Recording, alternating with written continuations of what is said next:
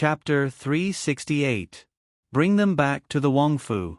When Wang Ye returns, let General He come to the Wangfu to pick them up. Some people were not taught a profound lesson and would never know their mistakes. Yes. An Yi answered and waved his hand. The Wangfu's bodyguards stepped forward, one person each, with a knife on their neck. They could either walk on their own or directly knock them out and take them away. Moreover, it was very clear that if they were knocked out, the integrity of their bodies would not be guaranteed. As for that little overlord, an Yi personally took care of him. Following that, the road was more spectacular, but most people's reaction was, which family didn't have eyes to provoke Jin Wangye? This was an old man wanting to hang himself, disliking that his life was too long. Since Jing Wan said to hand it over to Li Hongyuan to handle, naturally she wouldn't go see that little overlord. She only instructed an Yi and the others to watch over them and not touch them for the time being. When Li Hongyuan returned from the palace, it was already afternoon, but Jing Wan had just finished her lunch. Li Hongyuan was chased and intercepted by a group of old men in the palace, wanting to know more about Jiangnen. Li Hongyuan was annoyed by them and his mood naturally became unhappy. In the end, he was completely impatient. Yu Zhongqing basically knew everything, and the matter of going out to investigate an arrest was Li Suyen's responsibility. Don't look for him again. Even if he asked again, he wouldn't say a word. It was not good for him to make a move on this group of old men, but in their family, there were some who could take a beating. With such a blatant threat, this group of old officials could only pinch their noses and not utter a word. After the wrangling, it was almost time for lunch. Lu Qingdi let Li Hongyuan accompany him to eat. Then, Lu Qingdi mentioned the matter of Gue Fei Su to Li Hongyuan. Imperial concubine Su naturally didn't dare to tell Lu Qingdi the real reason for the estrangement between mother and son. She only said that there was some misunderstanding between them. Yuan thought that she cared more about her son, so he got angry and refused to talk to her. Imperial concubine Su was very haggard these 2 days, and her eyes were also red. It seemed that she had cried a lot. Lu Qingdi didn't think about what happened in Jiangnan because Yu Zhongqing was there. Yu Zhongqing was his confidant. If Li Hongyuan hid something from Li Hongming, as long as he compared it with Yu Zhongqing, it would be clear. In fact, Yu Zhongqing's situation was the same as that of Li Hongyuan's Cheng Bing, so Lu Qingdi easily believed Imperial Consort Su's words. Lu Qingdi didn't know that Yu Zhongqing and Cheng Bing's things were all prepared by him beforehand. Therefore, from the beginning, Li Hongyuan had concealed part of Li Hongming's information. He was also certain that as long as he gave Imperial concubine Su a chance, she would open her mouth to plead for leniency. Everything was within his expectations. He had the advantage of time and place. When it came to implementation, people were also on his side. Lu Qingdi wanted to be the peacemaker and let the misunderstanding between mother and son be resolved. Naturally, it would be good for you, good for me, and good for everyone. She even painstakingly advised him. For so many years, his imperial concubine mother was clearly impartial. Sometimes, she even doted on him a little. What did she say about being a biological son? Wasn't that purely hurting his imperial concubine mother's heart? Li Hongyuan's expression became colder and colder. It seemed that he was going to contradict Lu Qingdi again, but for some reason, he finally endured it. Finally, Imperial Father, please tell my imperial concubine mother to take good care of her health. Son will pay her respects in a few days. Since you still care about your imperial concubine mother's health, why don't you go now? Once she sees you, the misunderstanding will be resolved, and she will naturally be fine. It would have been better if he didn't say it. As soon as he said it, Li Hongyuan's eyes even appeared ruthless. I won't go. Lu Qingdi naturally wasn't afraid of Li Hongyuan. On the contrary, he was a little surprised and curious at this moment. Although on the surface, there wasn't any difference when he contradicted him in the past, he felt that he was as stubborn as a calf. This was really something new to this son. So, was he really angry? You must go. This is an imperial edict. Li Hongyuan's face was gloomy as he stared at Lu Qingdi. Then, he picked up his chopsticks and got up to leave. There were dozens of imperial dishes on the table, but he didn't eat much. Imperial concubine Su didn't eat anything and was resting on the couch with her eyes closed. When she heard that Li Hongyuan had come, she quickly got up with a face full of joy. When Li Hongyuan entered and was about to greet him, Imperial concubine Su had already walked up to him and grabbed his arm. Yuan, there's no need to be so polite. Yuan, are you still angry with Imperial concubine mother? She was very careful and her grip was quite strong, as if she was afraid that Li Hongyuan would turn around and leave. Li Hongyuan tried to pull his arm away but failed. He glanced at her hand. It was well maintained and her nails were a little long. If he really used force, her nails might break. Imperial concubine Su saw this and was happy in her heart. Her son really did care about her. You were eating with your imperial father. Why did you come over now? You must not have eaten anything. I'll have the small kitchen prepare some food. You're a big man, so it's impossible for you not to eat. Servants. Imperial mother, there's no need. How can you not eat? As the saying goes, I don't want to eat. I'm not hungry. I have no appetite. Li Hongyuan interrupted her, appearing rather impolite. Then, he saw Imperial concubine Su's somewhat startled expression and a trace of annoyance flashed across his face. He blamed himself, but refused to apologize in a fit of pique. Imperial concubine Su laughed. If there's no need, then there's no need. You're a big man. It's fine to eat 1 or 2 meals. Li Hongyuan looked away. Imperial mother, if you have something to say, just say it. This son still has something to do. What could Li Hongyuan have to do? In Imperial concubine Su's eyes, he was still angry. Then sit down and talk? There's no need. Thinking about it, some things can be solved with just a few words. Imperial concubine Su was helpless. Some things couldn't be explained clearly and would only make things worse. After some consideration, she mentioned Yu Zhongqing and Lu Chengdi without the slightest doubt. Yuan, you've already made arrangements? Imperial concubine Su faintly revealed some disbelief. Li Hongyuan looked at her and then reached out. He firmly but subconsciously cautiously brushed Imperial concubine Su's hand away. His face was cold and hard. Imperial mother, you didn't think this son would do these things from the beginning, right? I don't get along with Li Hongming, and I don't get along with all my brothers. However, Li Hongming is your son. If his situation is too bad, you will definitely be worried, and you won't be able to sleep at night. After all, this isn't like those small fights in the past. Then, do you want me to just watch and do nothing? This son erased some things when I was in Jiangnan. Or do you think that with Yu Zhongqing by your side at all times, everything is transparent in his eyes? Am I that incompetent? Imperial concubine Su definitely didn't expect this layer of relationship. However, after thinking about it for a moment, she should know that it wasn't impossible. It was inevitable.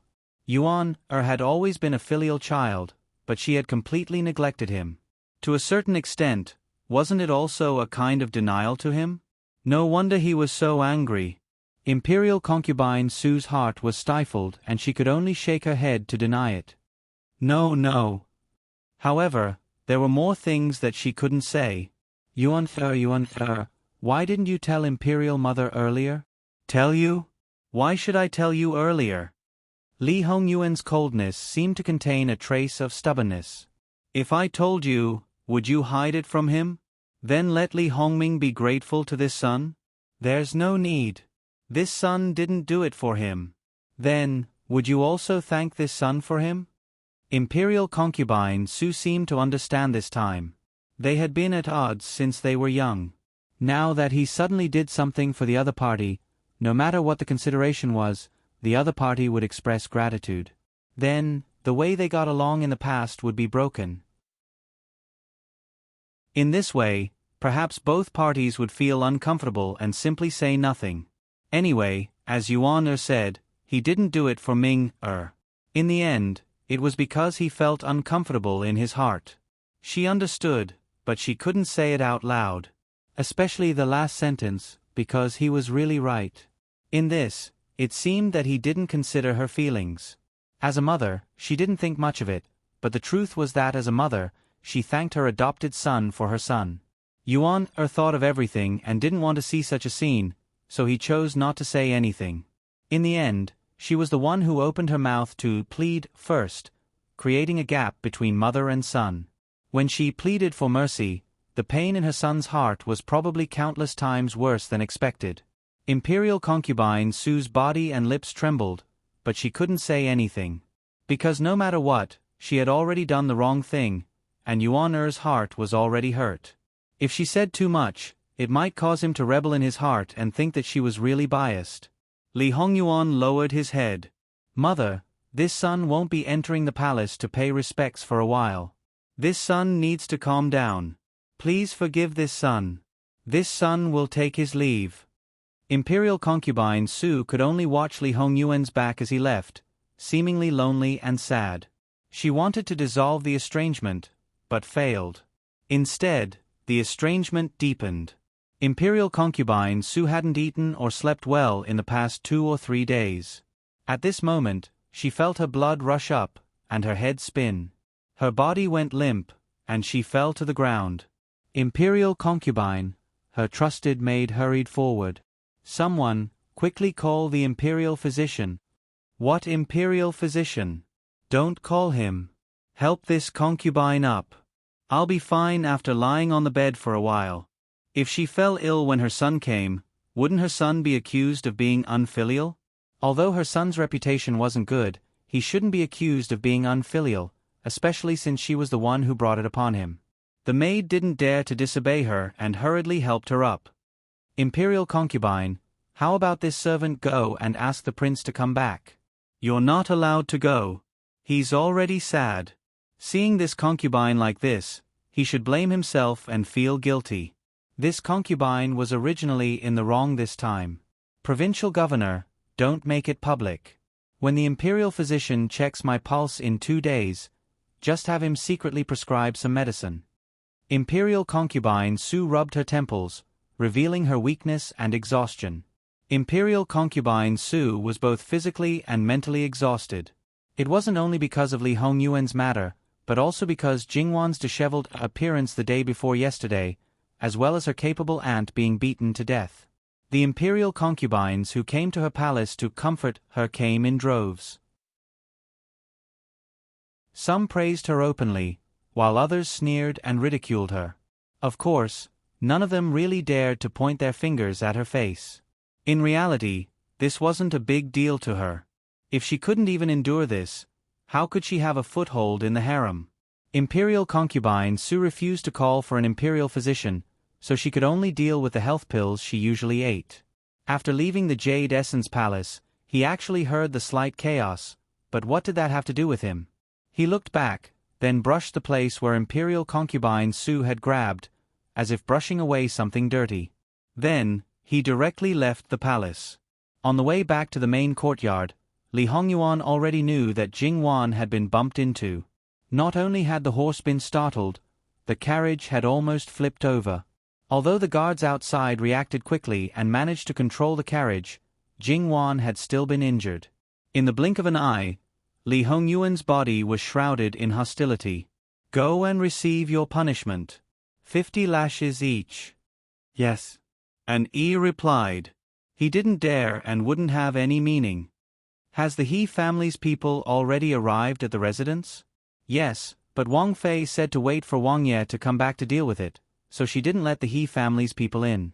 Although the He family's people temporarily left, they should have left people near the residence. Seeing that master has returned, they should come again soon.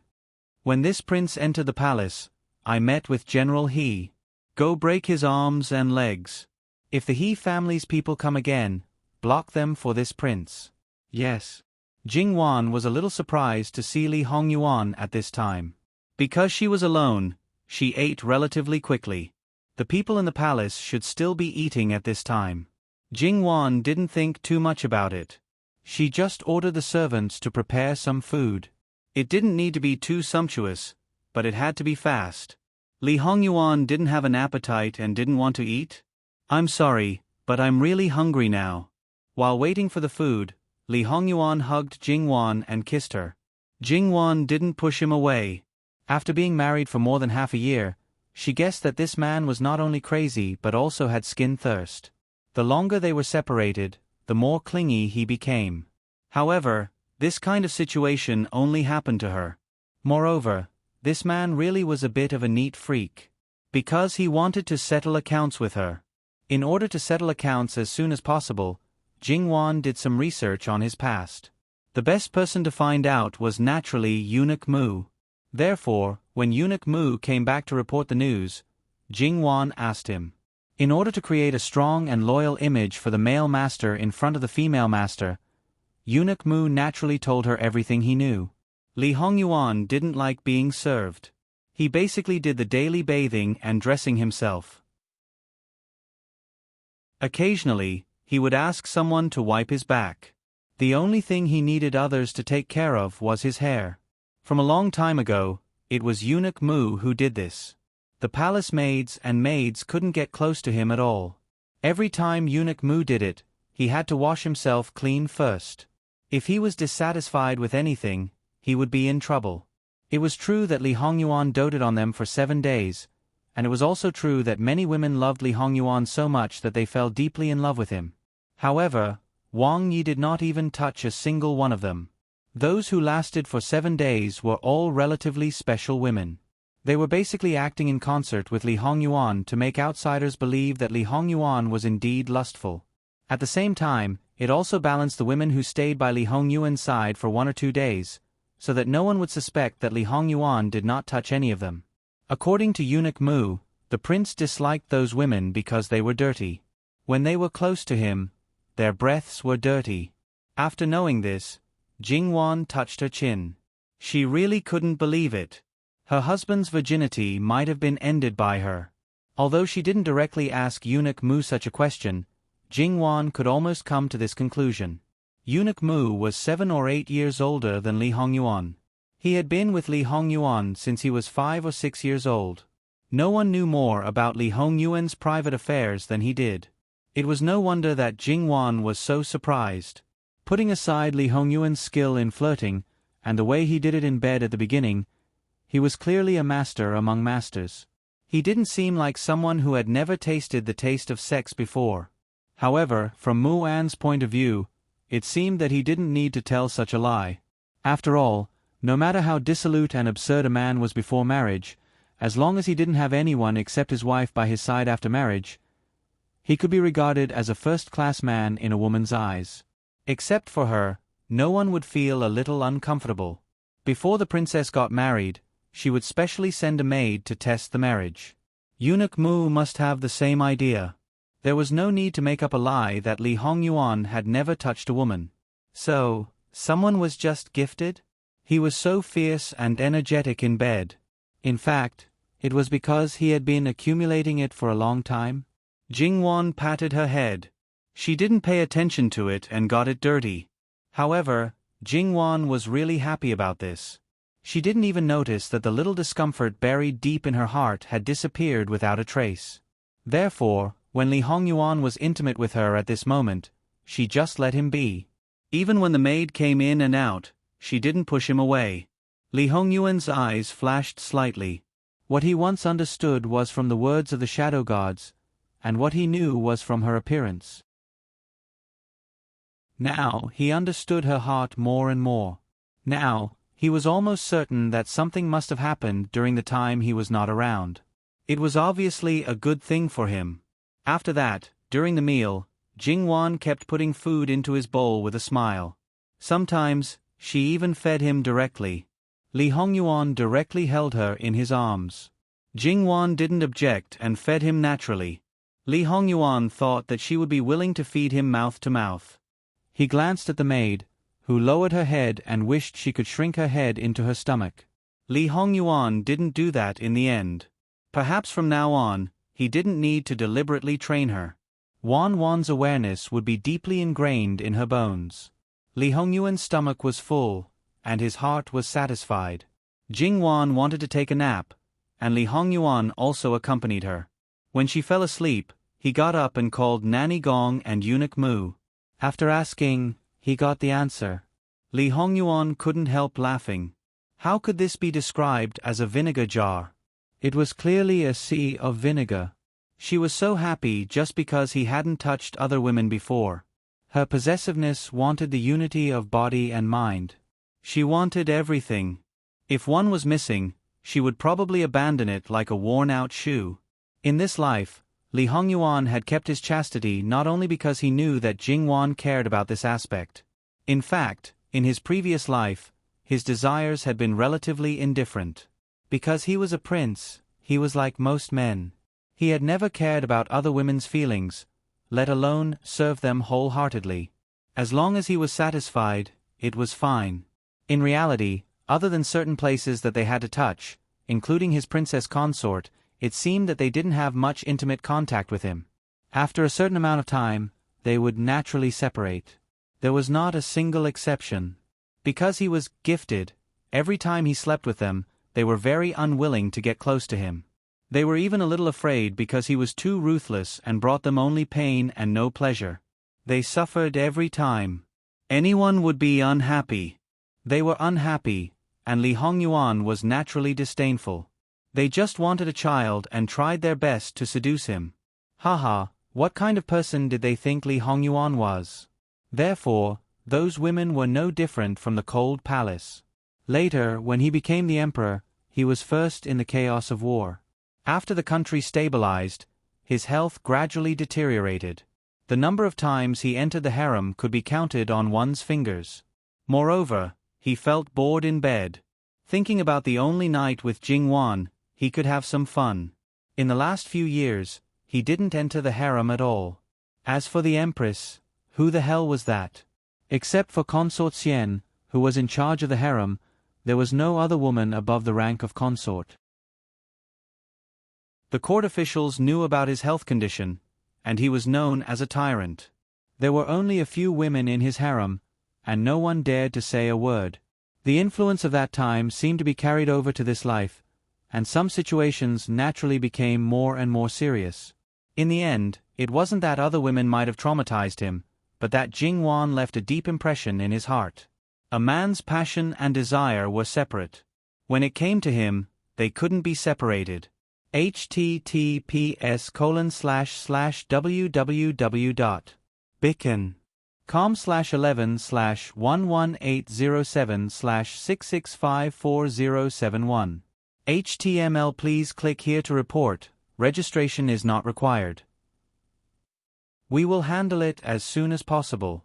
After reporting, please wait patiently and refresh the page. Please remember the domain name of this book: www.bicken.com. Bicken. Com mobile version reading website. Bicken.com.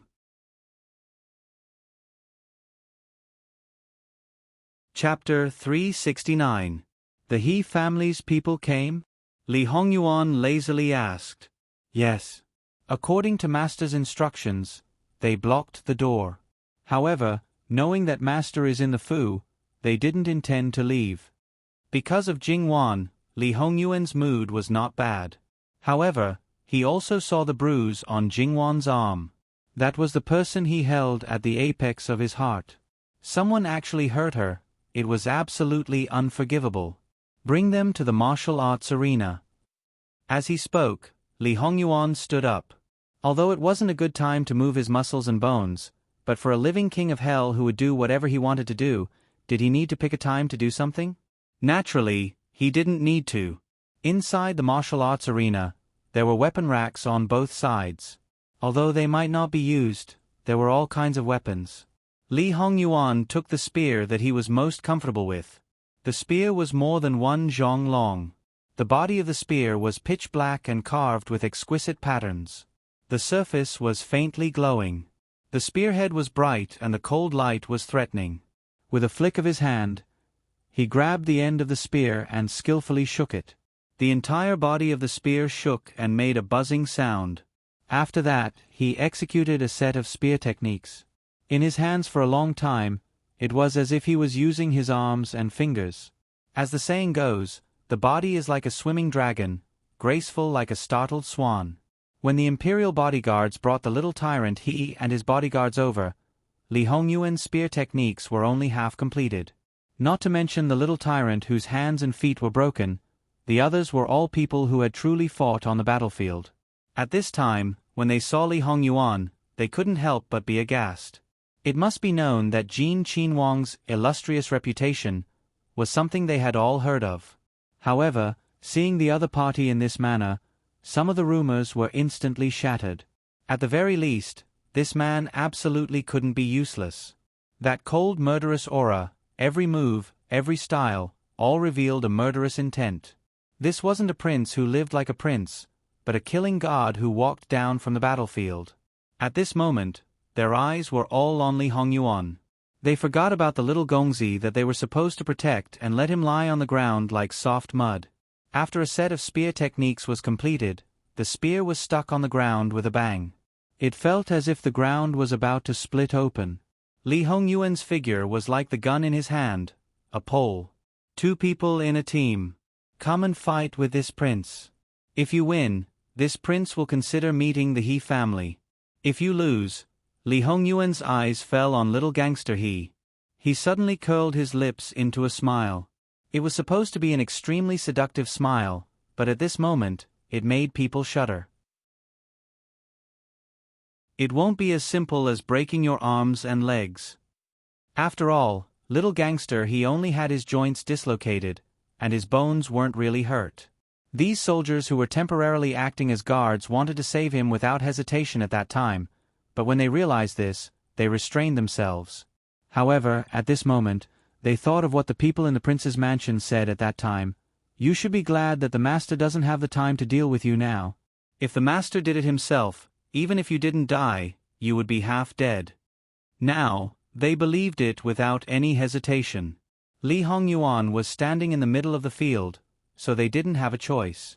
Therefore, the 8 people looked at each other and quickly divided into 4 groups. They didn't dare to be arrogant and say things like, one-on-one. They also didn't feel that Jin Qinhuang was looking down on them. There were some things that people with discerning eyes could see. Moreover, they were able to mix in from new recruits to veterans. They often had a beast-like intuition that allowed them to survive on the battlefield again and again. The strength of the enemy, they could basically sense it at first glance. Choose your own weapon.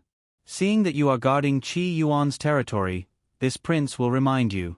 If you don't show your ability, you will die in vain. In the capital, this prince has killed a few people. Killing is killing. There's no difference whether it's a noble or a lowly one. That's right, these people were loyal to the country, so Li Hongyuan slightly respected them. The 2 people's hearts trembled. They didn't dare to be negligent in the slightest. They chose their weapons and directly attacked. They were boorish people and didn't pay attention to any rules. Because on the battlefield, no one would talk about rules with you. Moreover, these people, although they had been trained, but more of their killing skills were trained on the battlefield. They didn't talk about any moves. They only had one purpose, kill, kill, kill. In reality, ever since Li Hongyuan came back, he really didn't have a chance to use his real strength. He usually practiced his moves. Even when he looked for Fu Yunting to feed his moves, he still had a sense of propriety. Even last year at White Dragon Temple, because he wanted to put on a trick of injuring himself to gain the enemy's confidence in front of Jingwan, he only used about half of his strength. Also, when he encountered an assassination on the way to the Summer Palace, he still mostly vented his emotions. But now, his blood was really boiling. Boiling, of course, he didn't show any mercy. Moreover, he spent a lot of time on the battlefield in his previous life. Even the emperor had to take the lead, because at that time, Li Hongyuan was truly crazy and fearless. The people he was facing were indeed people who had been on the battlefield and killed many enemies. However, ever since the He family took over the northeast of Qi Yuan, there had never been a large-scale war. Compared to what Li Hongyuan had seen and experienced, it was a far cry from what he had seen and experienced. Moreover, he knew all kinds of ways to use it on the battlefield. Li Hongyuan used his real strength, and the aura on his body became more and more obvious. Then, not long after, blood could be seen. Throat, heart, eyes, and even lower body. In Li Hongyuan's eyes, the experienced people seemed to be full of openings. There was no way to avoid or escape. Fortunately, Li Hongyuan always stopped at the last moment and didn't cause any serious damage to them. This was enough to show that he had super strong control of his strength. The more he was like this, the more terrifying it was. This meant that he really could easily control the life and death of his opponents. And Yi and the others knew that their master was very strong, but they didn't know how strong he was.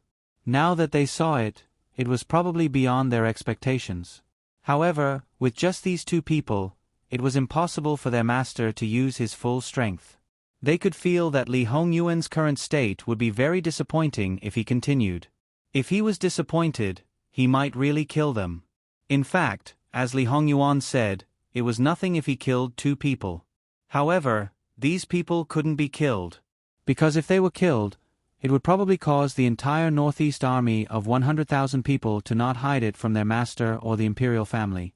Thinking about it, they knew that they were risking their lives at the border. In the end, their brothers who went through fire and water didn't die on the battlefield, but were inexplicably killed by the Wangye of the country they were loyal to. How could they not be angry and sullen?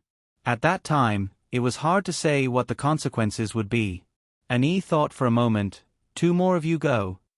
Making a decision without authorization, and Yi was also prepared to receive punishment later. And Yi could see it clearly, and so could these soldiers. Without hesitation, they directly chose their weapons and charged forward. They originally thought that it might be the result of 1 + 1 = 2, but in fact, it was far greater than 2. As the direct opponent, Li Hongyuan could naturally clearly feel it and quickly discovered the reason. It wasn't that the 2 people who came later were stronger, but because the 4 people formed a small formation with both offense and defense. Thus, how could the power not increase? This kind of unforeseen event made an Yi and the others a little worried. Their standing posture involuntarily changed, ready to attack at any time. However, they quickly discovered that their worries were unnecessary. Although it was a formation, Li Hongyuan immediately saw that this small formation had been simplified and couldn't display its full power. Moreover, there were also flaws. If his guess wasn't wrong, the complete formation should be 8 people, perhaps just adding the 4 outside the field. Li Hongyuan's offensive was slightly restrained. It looked like he was being suppressed. However, he seized the flaw and destroyed the formation in one fell swoop. The original power plummeted. Perhaps because they were caught off guard, the effect of 1 + 1 was less than 2. As a result, the field returned to the initial situation. The 4 people had more and more wounds on their bodies. Perhaps it was about time. Li Hongyuan used his long spear to send them flying one after another. The 4 people who smashed hard on the ground only felt their chests tremble slightly and coughed up blood slightly. However, they didn't have any resentment. Instead, they looked at Li Hongyuan with excitement and reverence. Their thoughts were the simplest, and that was to worship the strong. Li Hongyuan's aura didn't diminish. Again. When the remaining 4 people heard this, they immediately went on stage. All of them were somewhat excited.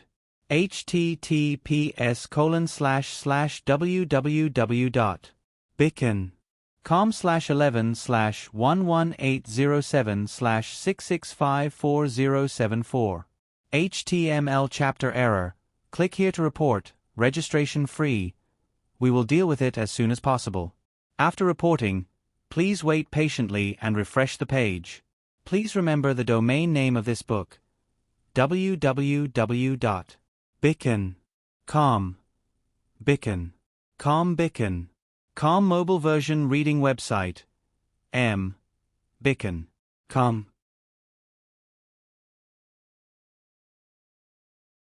Chapter 370.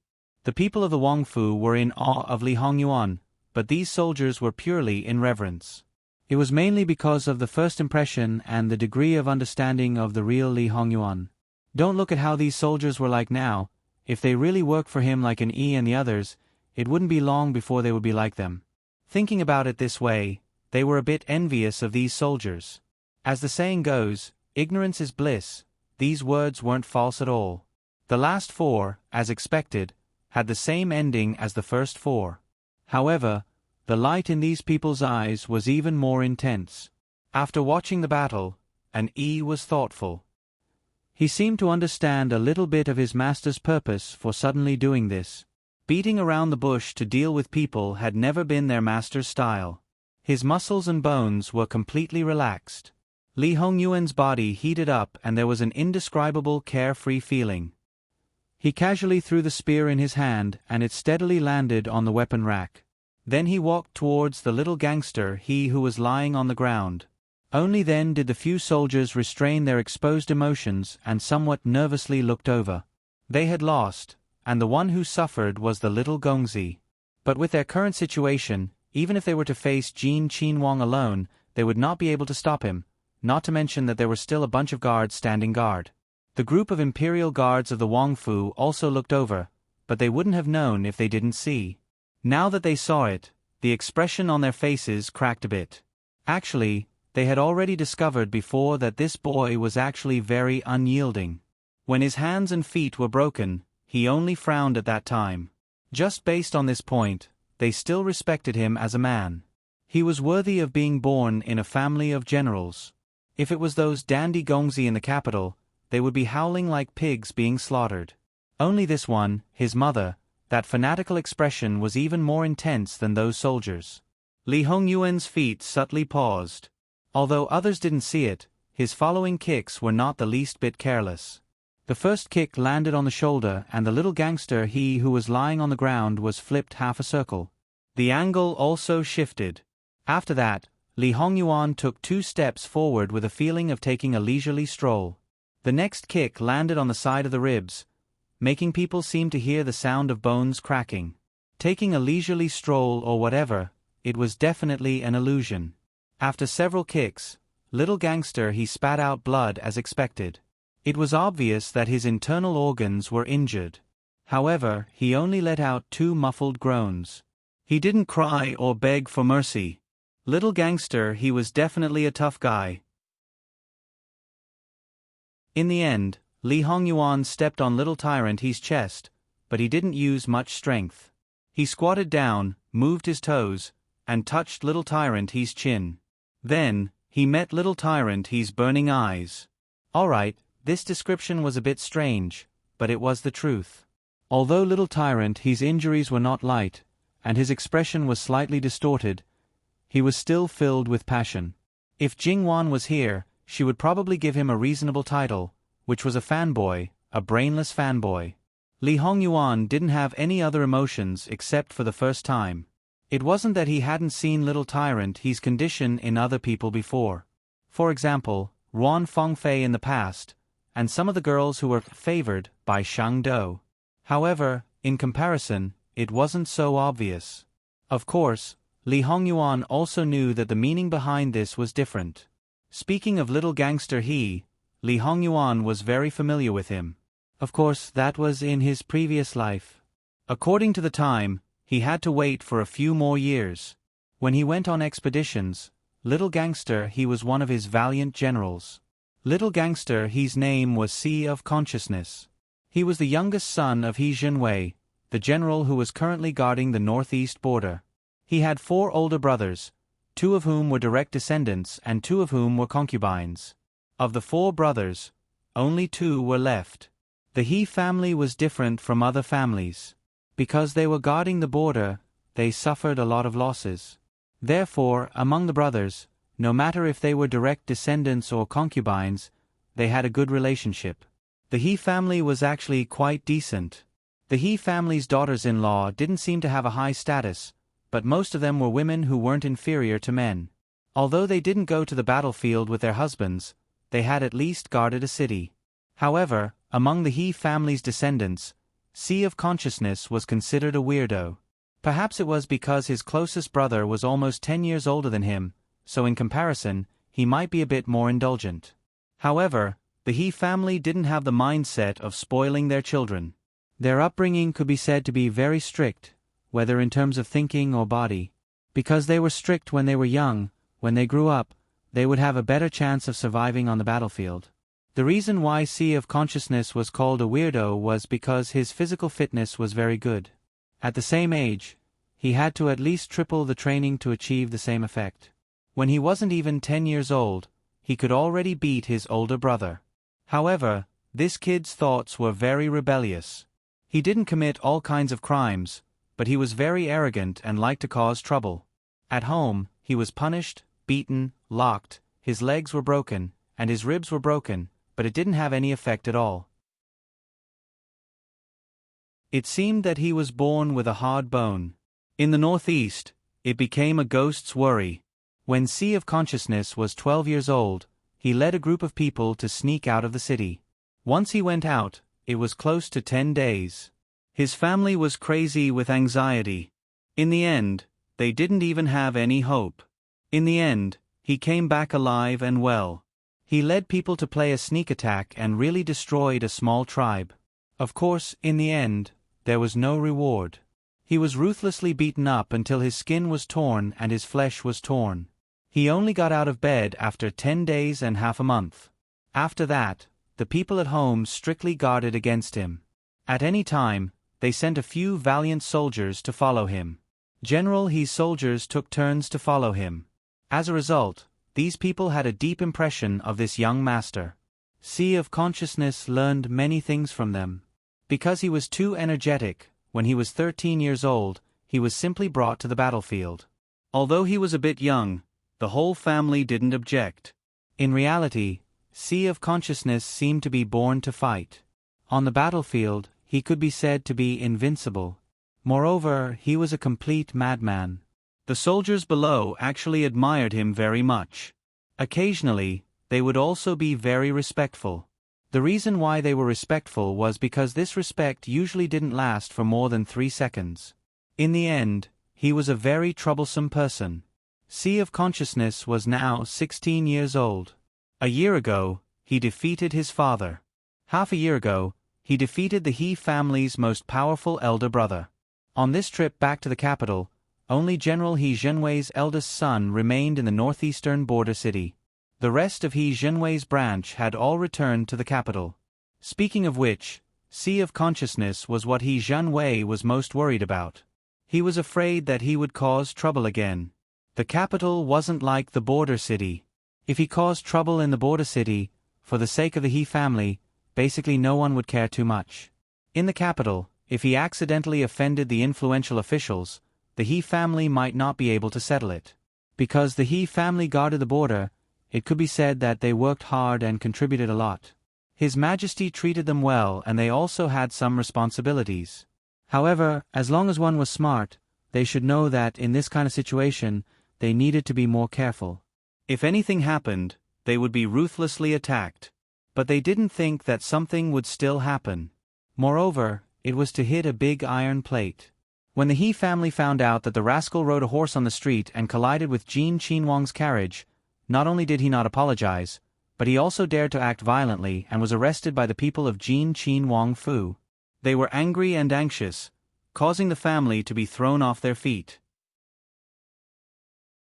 Before returning to the capital, they specially warned him, especially Jin Qinhuang, to never ever offend him. They even enlarged the logo of Jin Qinhuang Fu a lot, wishing that they could directly stuff it into his brain. After entering the capital, they also restrained him. Who knew that because they had just entered the capital, there were many things to do and they were exceptionally busy. Going out would cause a big disaster. Although they quickly found out that Jin Qinhuang wasn't in the carriage, Jin Qinhuang Fei was. The more noble a woman's status was, the more delicate she was in their eyes. She couldn't be touched. If something bad happened to her, it was simply asking for a person's life. However, there was one more thing to be thankful for. That rascal didn't act impulsively. Perhaps he realized that something was wrong, or perhaps he was persuaded. Otherwise, based on his martial strength, if he let loose and fought, it would be like fighting on the battlefield. It would be strange if he didn't die. Li Hongyuan looked at He Zhihai. In his previous life, he was familiar with him after he ascended the throne. At that time, he was the only adult male left in the He family. Including He Zhenwei, they all died 2 months later. And the day they died, it just so happened to be New Year's Eve. At that time, He Zhihai didn't have this unbridled brashness. His entire person was gloomy, just like a walking murder weapon. When he followed him to battle, he witnessed He Zhihai's ruthlessness and extraordinary skills in killing the enemy. For many years after the war, He Zhihai could be said to be the stabilizing force of Qi Yuan. Just his name alone was enough to make the enemy's expression change. Li Hongyuan's current martial arts skills, to a certain extent, originated from He Zhihai. However, He Zhihai wasn't suitable to be a commander-in-chief of the entire army. He was only suitable to be a general who charged and broke through the enemy lines. Moreover, he was the kind of general who needed someone to assist him and mobilize the troops for him. He was only responsible for charging and killing. It wasn't that He Zhihai was a boorish man who didn't understand the art of war and strategy. On the contrary, He Zhihai's brain was actually quite powerful. Although he wasn't that righteous and liked to take the unconventional path, he was very good at mobilizing troops and dispatching troops. Winning with fewer troops was simply his specialty. It was just that he had lost all his family members and he himself had lost the ability to reproduce due to his serious injuries. Therefore, the only thing he had left was revenge. After the battle, he was like a sharp weapon without thinking. He only listened to Li Hongyuan's orders and commands. He fought so hard and was so fierce only because he didn't care about life and death. And when the battle was over, nothing could be seen from his appearance, but inside, he was already a useless person. At that time, Li Hongyuan saw it all. Therefore, when he had the chance to start over, he cherished talent and wanted to protect He Zhihai and make him a real commander-in-chief. He wanted to make the enemy not only change their countenance but also make the enemy's army tremble in fear. In this way, he was bound to protect the He family. This was also the reason why the He family returned to the capital this time. Of course, Li Hongyuan didn't bring them back to abandon the northeast border and ignore it. If there was no He family to guard it, the battle after more than 2 months would only be more tragic. He Zhenwei was bound to go back. Li Hongyuan would remind him to strengthen the defense and secretly prepare some military supplies for him. In case there was a contingency, it would be good to keep the He family alive. Li Hongyuan also knew what He Zhihai was like now. But when he saw him in person, he was still a little surprised.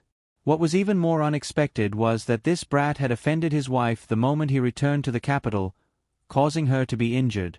As such, no matter how much potential and talent he had, Li Hongyuan had to teach him a lesson and then properly train him. If he did not achieve his goal, Li Hongyuan would definitely personally cripple him.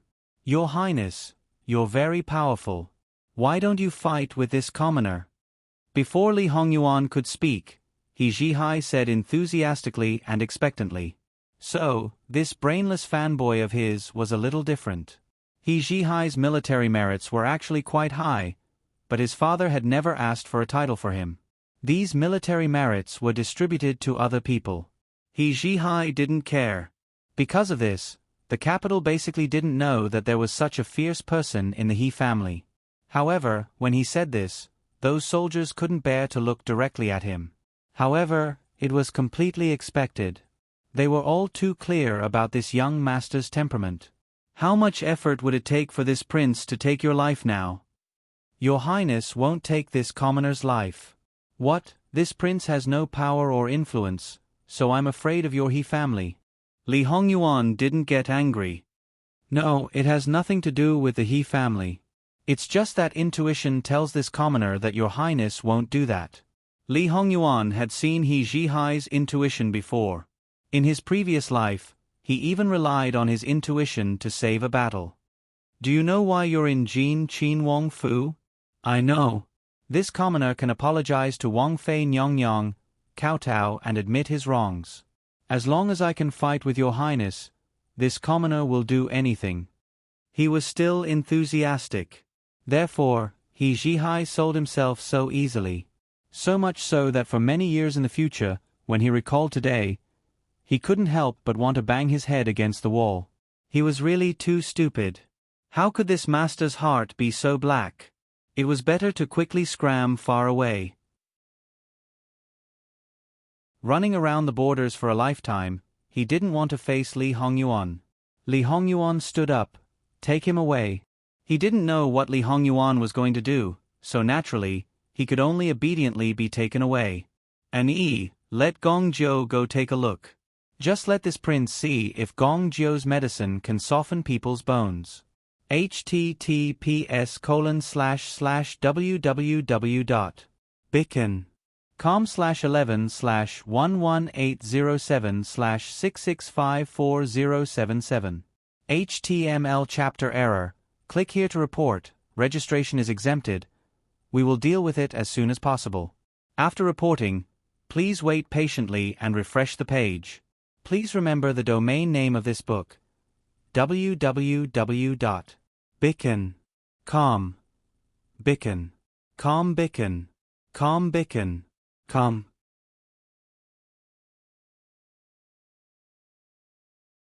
Chapter 371. After Li Hongyuan finished dealing with He Zhihai, he went back to accompany his wife to sleep. As for whether He Zhihai would cry for his father and mother in pain, that was none of his business. Perhaps it was because of the familiar person, the familiar smell. When Li Hongyuan approached, Jingwan unconsciously rubbed into his arms. Her head rested on his arm, and her arm rested on his chest. She also sleep-talked, calling out, "Ah Yuan." Li Hongyuan chuckled and moved his body to let Jingwan sleep more comfortably. He touched her face and kissed her. At least at this moment, Li Hongyuan's heart was abnormally satisfied. The person at the top of his heart who had become obsessed with obsession was his legitimate wife. At this moment, she was peacefully lying in his arms, which was enough to soothe all his negative emotions. And in order to maintain everything now, and even let Jingwan be more unrestrained, he must hold the power in his hands, and no one can say anything. Jingwan woke up, and before she opened her eyes, she rubbed Li Hongyuan's shoulder and whispered twice, "Ah Yuan? N? Ah Yuan? N? Ah Yuan?" Li Hongyuan turned his head to look at her and smiled silently. "N, I'm here." "Ah Yuan, Ah Yuan, Ah Yuan." Jingwan called out again and again without saying anything else. Li Hongyuan also responded patiently. She didn't know how many times she called out, but Jingwan's heart seemed to finally be satisfied. Then she remembered the things she should have asked the day before, such as the matter of Prince Zhong Fu catching fire. Later, I'll have people organize all the big and small things in the capital in the past 6 months. When the time comes, you can take your time to look at it. When Li Hongyuan said this, in a place where Jingwan couldn't see, his eyes flickered. Speaking of which, although he deliberately let people go easy on him, someone really could do it, which was indeed amazing. Jingwan responded, "How do you plan to deal with the He family's matter?" Li Hongyuan didn't hide anything and briefly told her what happened before. Although Jingwan didn't know how powerful Gong Jiu's medicine would be, she was quite optimistic about him. Well, there was a condition called hypersensitivity to pain, which would increase the pain by countless times. A small cut or hit could make people feel excruciating pain. Maybe Gong Jiu had such a medicine. If so, she would light 32 candles for He Jiu's little gangster. I heard that in the past years, General He came back with a few bodyguards and didn't have any family members. This year, is there a bad rumor? Or is there something wrong with the He family? Or is someone plotting something again? Wan, you're overthinking. It's not like that. Although the He family has worked hard and made great contributions, the Northeast is relatively stable and there are no major wars. Naturally, the He family's influence is limited, and it's far from the capital. Similarly, the He family guards the Northeast and basically has no contact with the capital. No matter how fierce the fight for the throne is, it has nothing to do with them. No one from the He family is in the capital, so the sky is high and the earth is far away. Therefore, the He family could be considered another kind of neutral party. The reason why so many people from the He family came back this time is because there's something strange going on at the northeast border. There might be a major war before spring next year. It's not appropriate for the entire He family to guard the northeast. If something unexpected happens, some people should be avoided as much as possible. So, Ah Yuan, you're the one who facilitated this? Li Hongyuan's voice was muffled as he responded. Jingwan chuckled. I know that a Yuan is very resourceful, so he must have received some accurate information. However, the imperial court might not know about it. Even if they knew, they probably wouldn't care. After all, the Northeast has been relatively stable for many years. Why would there be a major war suddenly? If there really is a war, or if there are heavy casualties, they might even push the blame on the He family. There's rarely a time when there's an adequate supply of provisions. The He family's Northeast army is no exception. If there's a major war, even an iron army will be like a sick cat without the support of provisions. Since a Yuan can't bear to do that, he must have prepared more than just a few members of the He family. She knew what he was secretly preparing. Wan knows me well. Don't flatter me. Li Hongyuan chuckled. I'm telling the truth. Moreover, in her previous life, the imperial court really did push all the blame on the He family. They said that they didn't supervise the situation properly. If He Zhihai wasn't the only one left in the He family, they might have even accused them of treason. Although the He family suffered heavy casualties and was almost wiped out, the enemy didn't fare any better. Otherwise, Qi Yuan wouldn't have been able to clean up the mess so easily. Perhaps a large piece of land in the northeast of Qi Yuan would have fallen into the enemy's hands. After getting up, she was in high spirits. As for little brat he wasn't a bad person in nature. It's about time to send them back. Since Jingwan said so and Li Hongyuan didn't have any other instructions, the matter was naturally settled. However, the He family didn't manage to enter Jin Qin Wang Fu. Even He Zhenwei didn't manage to see Li Hongyuan. The whole family was exceptionally anxious, afraid that He Zhihai would really die in Jin Qin Wang Fu. Although reason told them that no matter how lawless Jin Qin Wang was, he wouldn't go to this extent. However, it was possible to turn He Zhihai into a useless person. He Zhihai was only 16 years old and was already the #1 general in the Northeast Army. Now that he had become a useless person, it was too painful. Since they couldn't see him, the He family could only go back first. Although the He family didn't want to make the matter known to everyone, but in the entire capital, the people who should know already knew. Because it was a special period, no one stood out to blame Li Hongyuan with the He family's previous righteous indignation. They said that little Gongzi he was in the wrong first and should be punished according to law. Jin Qin Wang shouldn't abuse his power and so on. Not to mention that Jin Qin Wang couldn't be provoked, this was an occasional case. If any action was out of line, Lu Chengdi, who was still in a fit of anger, might label them as forming a clique. Let's wait for one more night. If I still don't see him tomorrow, I will directly enter the palace to see His Majesty. He Zhenwei's resolute face was surrounded by deep worry at this time. This evil creature, when he comes back this time, I will break his legs and make sure he can't get out of bed before he returns to the border town. Seeing His Majesty, if possible, the He family didn't want to take this step. To what extent Lu Chengdi pampered Jin Qin Wang, they especially understood. They were a family of generals, but it didn't mean that they were all boorish people who didn't understand the ways of the world.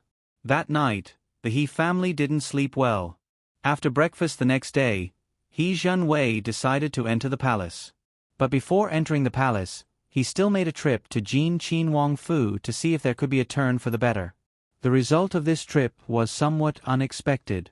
From afar, he saw the gate of Jin Qin Wang Fu open and a group of people came out. Who else could it be if it wasn't He Zhihai and his 8 guards? He Zhenwei hurriedly sped up. When he got closer, the gate of Jin Qin Wang Fu closed again. The other 8 people were still okay. Their clothes were a bit tattered and there were bloodstains on them, but their spirits looked good. Only He Zhihai was supported by people and looked half dead and dying. He Zhenwei's heart thumped. He had never seen his son like this. Even when his legs were broken and his ribs were broken, he was still able to toss and turn with full energy. He Zhenwei's body trembled and his lips trembled, but he didn't say anything. Let's talk when we get back to the Fu, quickly. Being on the battlefield all year round, this military doctor definitely couldn't be lacking. This time, the most powerful military doctor in the Northeast Army, also came back. A large group of people surrounded him, anxiously waiting for the diagnosis results. The 8 military men looked at each other in dismay. That they actually wanted to say, little Gongzi was actually fine, but, forget it, now they couldn't get a word in edgewise. After the military doctor's diagnosis, his expression was a bit strange, but the He family became even more restless because of him. The military doctor slightly paused. Does little Gongzi's body have any special feeling right now? It's all in those places. He Ji Hai was weak. Pain, it hurts little Yi to death. His mother, for the whole afternoon and the whole night, he had never been in so much pain. The He family members looked at each other in dismay. That, this evil creature was the kind of person whose bones were dislocated and immediately climbed up a tree to steal birds, the kind of person who climbed up the house to tear the tiles. He actually cried out in pain. Other than that? The military doctor continued to ask. He Ji Hai rolled his eyes, understanding the military doctor's meaning. Little Yi is very good. I'm not crippled or disabled. Old man, can't you diagnose? The military doctor touched his grizzled beard, the expression on his face relaxing. It seems that little Gongzi is indeed fine. He turned around and faced the He family members. Little Gongzi's body does have some injuries, but he has already taken medicine, and the effect is obvious. This old man will prescribe some more medicine, and it won't take long for him to recover. The He family members heaved a huge sigh of relief. What exactly happened? He Junwei asked. Only then did the god open his mouth and explain the whole matter. The He family members' expressions were very strange. So, little brother is in so much pain that he's hovering between life and death. He has been howling for too long, and now he has no strength at all? Fourth brother, shut up. He Ji Hai flew into a rage out of humiliation. https://www.beacon.com/11/11807/6654082. HTML chapter error. Click here to report. No registration required. We will deal with it as soon as possible. After reporting, please wait patiently and refresh the page. Please remember the domain name of this book. www.beacon.com. Biku Gu mobile reading website. Beacon.com.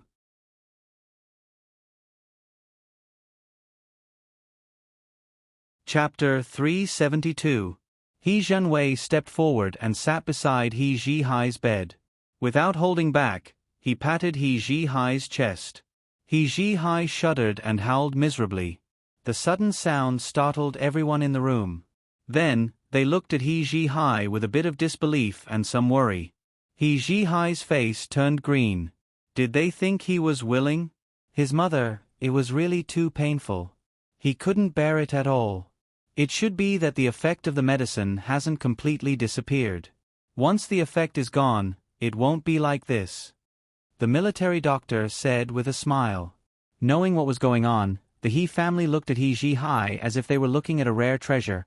If he really howled like this for the entire afternoon and night, to still have this spirit, it should be considered not bad. Moreover, his throat hasn't gone hoarse. He Ji Hai looked at this group of family members who rejoiced in his misfortune. He was too lazy to even roll his eyes and didn't have the mind to explain. At this moment, it was indeed very painful, but it was basically within the range of tolerance. In any case, from small to large, each and every one of them were waiting for him to suffer, wanting to see him make a fool of himself.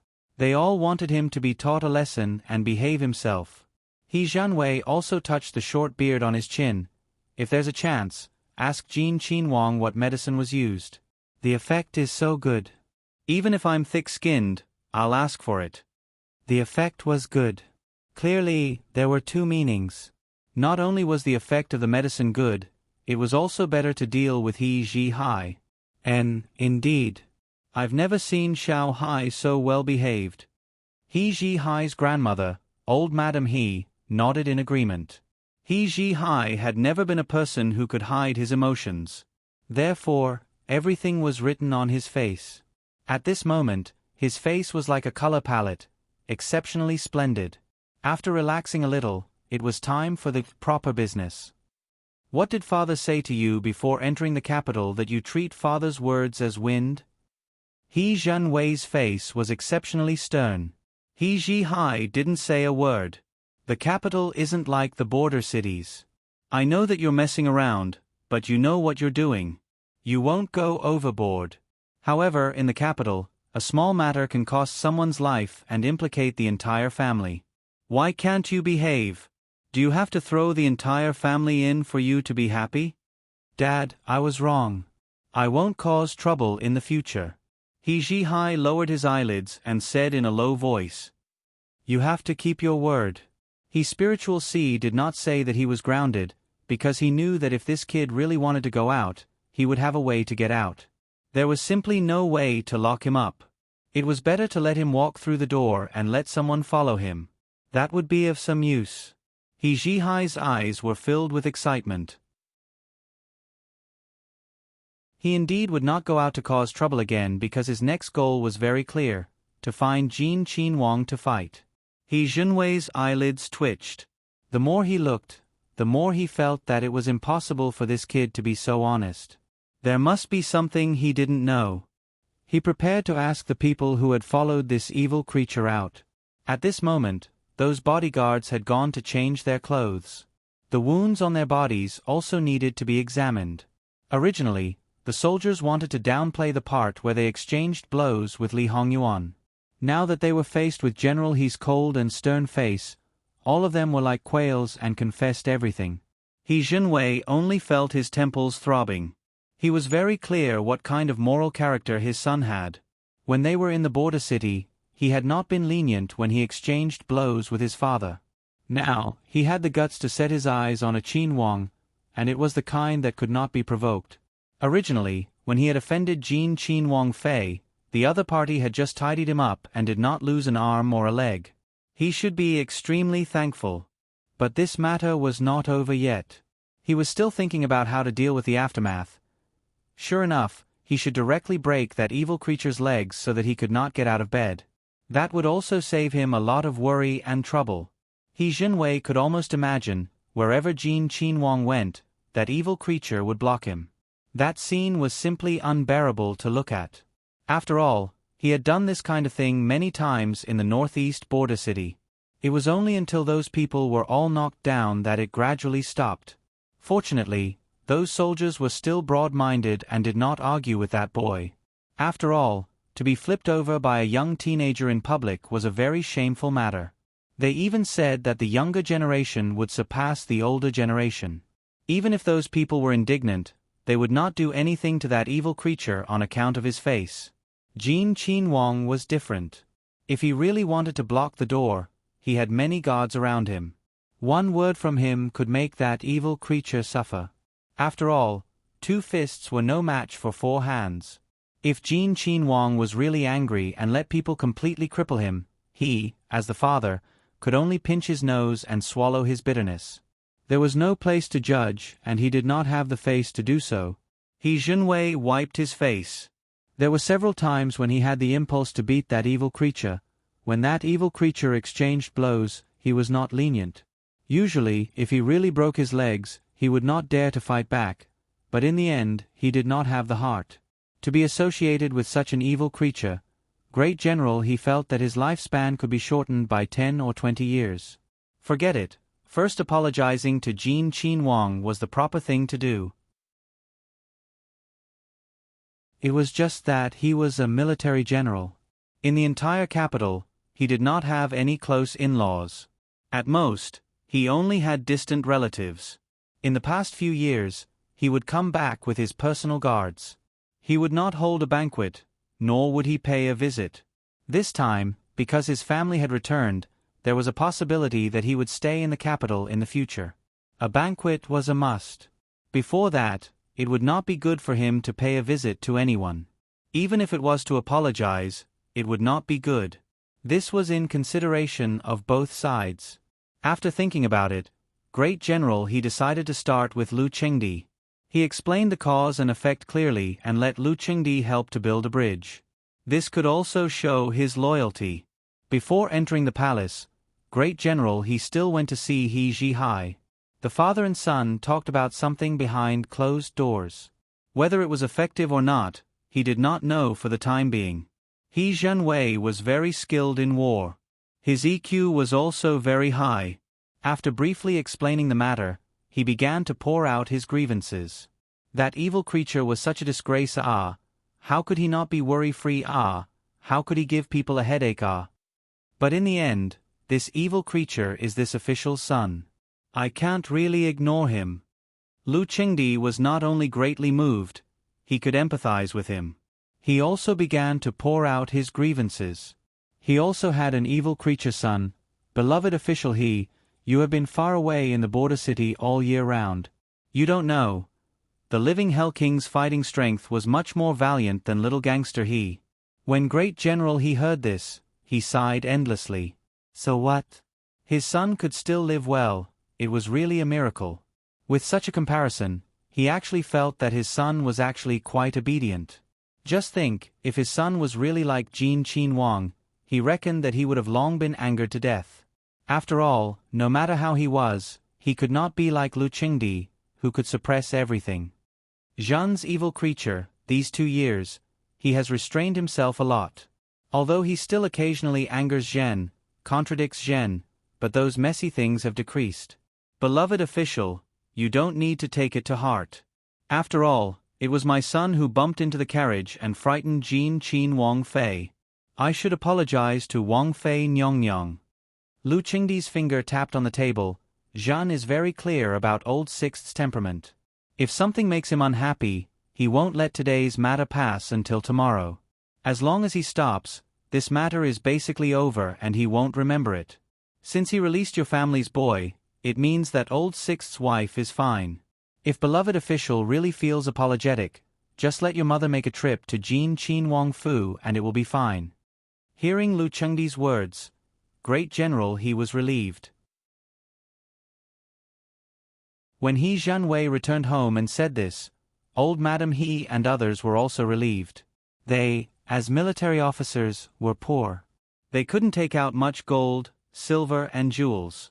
But in the northeast, it didn't mean that there were no good things. Precious fur, precious herbs, it was more abundant than other places. No matter what, they were the local tyrant of the border town. Even if they didn't take the people's wealth, they had accumulated a lot of these things. Handing over the visiting card, they also got the other party's reply. The next day, when old Madam He was preparing to go out, He Ji-hai jumped out again. He firmly expressed that he also wanted to go to Jin Qin Wang Fu. He Zhenwei's veins popped out on his forehead. Everyone said that no one knows a son better than his father. Correspondingly, no one knows a father better than his son. How could He Ji-hai not know what his father meant? Pa, it's me who bumped into Jin Qin Wang Fei's carriage. I should apologize. Moreover, my injury is not completely healed. How can I fight with Jin Qin Wang? I know that there won't be a good result. If I go up and get beaten up, wouldn't it delay the time to have a good fight? I'm not that stupid. He Zhenwei was irritated by that, have a good fight. His hand was itchy and he wanted to slap someone. All right, go. I don't allow you to go.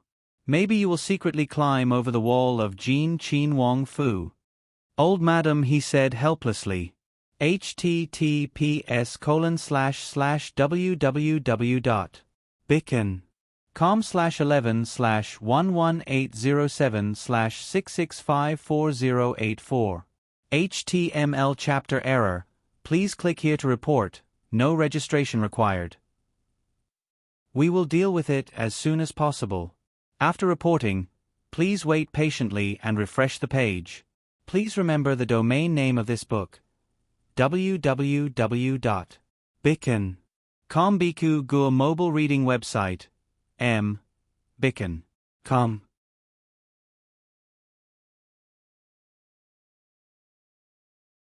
Chapter 373.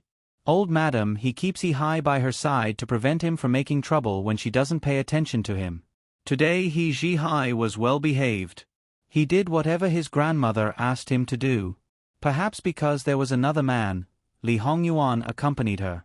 When they met, old madam he didn't hesitate to apologize. She didn't beat around the bush. She didn't beat around the bush. She was straightforward. She was different from other women.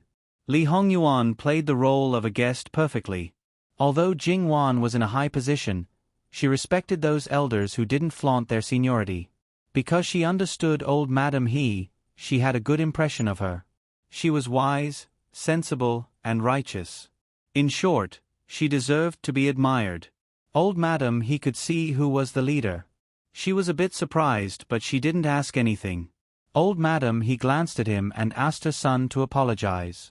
It's okay if she didn't look at him. She looked at him and couldn't help but twitch her eyes. Her eyes were full of excitement. If she didn't know, she would think that she saw a beautiful woman and fell in love with her at first sight. Then she looked at him again. He was indeed beautiful, a top-notch beauty. But he was a real man, a real handsome man. Li Hongyuan was so handsome, but he didn't look feminine at all. When he was young, it was hard to distinguish whether he was a man or a woman. But since Li Hongyuan was 10 years old, he had a subtle and cruel influence. Those who used to make fun of him didn't have a good ending. Jing Wan also saw He Zhihai's expression. But she didn't show any special expression. He was just a crazy fan. It's not like she didn't see it before. Well, because the person who was being fangirled was her husband, Jing Wan still felt a little strange. Jing Wan slightly tilted her head and glanced at Li Hongyuan. A certain someone was unperturbed, as if he didn't notice. Old Madam He felt itchy. If it wasn't because of the occasion, she would beat him up. Xiao Hai, hurry up and apologize to the princess consort. He Zhihai came back to his senses. He was a little bully and a scoundrel, but he also inherited the natural qualities of a man from a general's family. His apology to Jing Wan was quite straightforward and sincere. Jing Wan accepted it, but she didn't say anything more. The He family's style was there. She believed that they had taught He Zhihai a lot, and he was still like a little tyrant. She couldn't just casually say a few words to him. However, as long as he wasn't really stubborn, she believed that after this battle, he would at least be restrained in the capital. Old Madam He doesn't stay for long. After all, it's a special time. Even with Lu Chengdi's imperial decree, she still needs to be cautious. Jing Wan asked Mama Gong to send him out. Little gangster He, on the other hand, kept looking back as if he was reluctant to part with him. Jing Wan looked at Li Hongyuan with a teasing expression. Wang Ye's charm is limitless. Even men will bend down for you, unable to extricate themselves. Whether other people bend or not, it has nothing to do with Ben Wang. Ben Wang only needs to bend down for Wan Wan. Is this He family's little Gongzi counted as one of Wang Ye's flowers and plants? Do you want Xie Shen to cut him off? Jing Wan won't let go. Her smile didn't change. Jin Qin Wang used to be both men and women, so he didn't mind Jing Wan's teasing. That's not necessary. As a husband, occasionally I should help my wife solve her worries. Wan Wan, don't worry. No one can dream of your husband. The husband and wife teased each other for a while. After the joke was over, Jing Wan asked Li Hongyuan about He Zhihai's matter. He's just obsessed with martial arts. He's excited to see you, Li Hongyuan replied lazily. Jing Wan nodded. She understood immediately. Let's not talk about this matter for now. It's been 2 or 3 days. How is Wan Wan reflecting on her mistake? Oh, this. Almost done. I'm preparing to clean it up. Li Hongyuan nodded. This husband will wait and see. Speaking of which, to clean up a certain someone's peach blossom, some preparations were still needed. Jing Wan ordered for our Jin Qin Wang Fu's steward to see her. Jin Qin Wang Fei smilingly expressed that she needed to know all the details of the beauties in her husband's other courtyard. How big and small they were, how they came, what their identities were, etc. Mu Gonggong inexplicably trembled. That, although Master absolutely didn't do anything wrong to Wang Fei, but the existence of so many beauties was a fact. Wang Fei's smile didn't decrease, but it made people feel that her mood was quite subtle. It didn't seem like she was angry, but it definitely couldn't be said that she was happy. Was it really that after being with Wang Ye for a long time, Wang Fei also became terrifying? It was terrifying to the point that it was a bit different. When a person's joy and anger were completely expressed on their face, it was actually easier to bear. But a gentle fear was what people couldn't bear, right?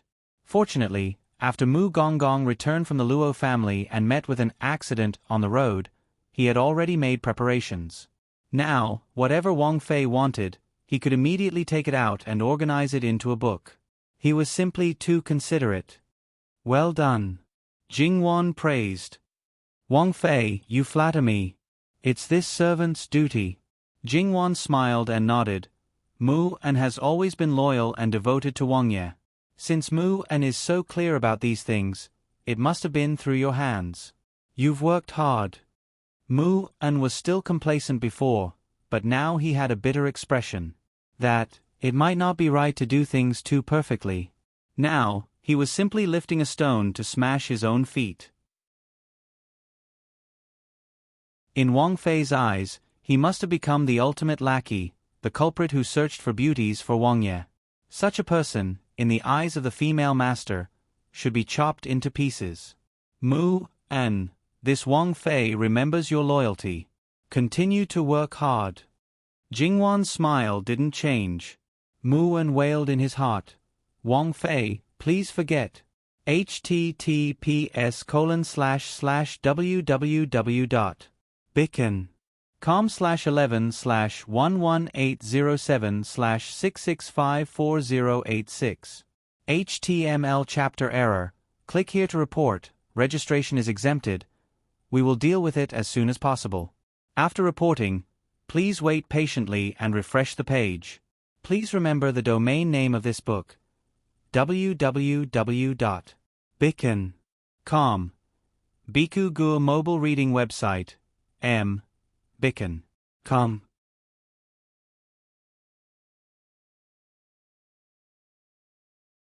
Chapter 374. In the following 2 to 3 days, the latest rumor in the capital was that Jin Qin Wang Fei was extremely jealous. The beauties in Jin Qin Wang's courtyard were either sent away, sold, or beaten to death by her. Not a single one was left. Even the courtyard where the beauties were kept was completely demolished. The things inside were all dismantled and sold. Not a single one was left. All of this was enough to show how much Jin Qin Wang Fei hated the existence of those who had no one. Previously, there was a rumor that Jin Qin Wang Fei was jealous and could not tolerate people. Moreover, she was vicious and merciless. At that time, there might have been some doubts, but this time, it was really big. It was said that the beauties who were sent away were not dressed properly. It was said that the beauties who were sold were all tattooed with the word sin. It was said that the most miserable were the beauties who were beaten to death, crying and begging for mercy.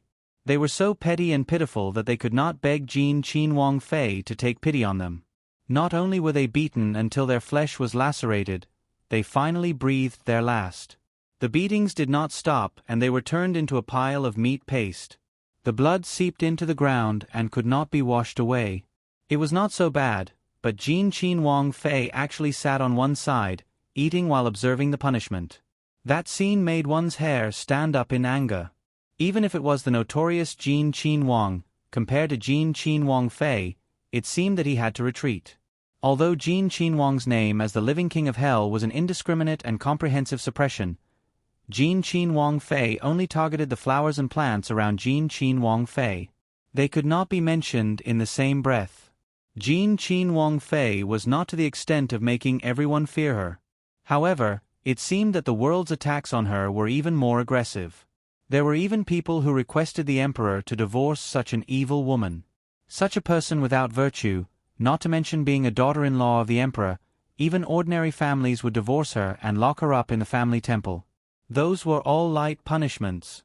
The matter was far from over.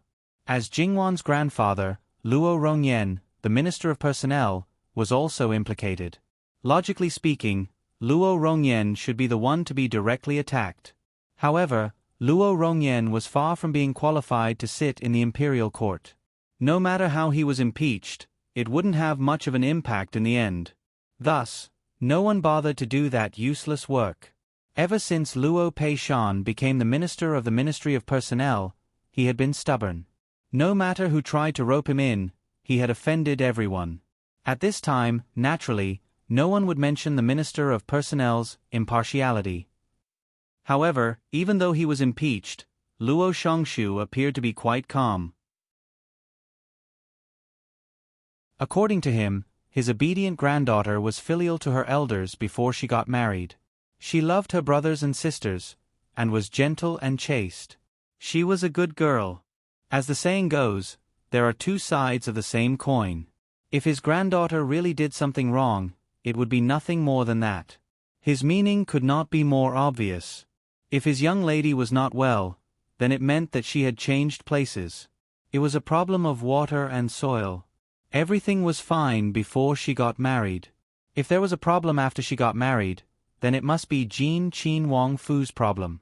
Furthermore, it was the imperial family's problem. It was them who led his young lady astray. How many people's faces turned green, including Lu Chengdi's face? It was a little. Well, actually, Lu Chengdi also knew what was going on. Because this matter had not happened yet, he already knew. It was because his family's evil spawn threw a tantrum in front of him in advance. This implied that there was something wrong with those women. Those brothers of his could not bear to see him doing well. They even brought up the matter in Jiangnan.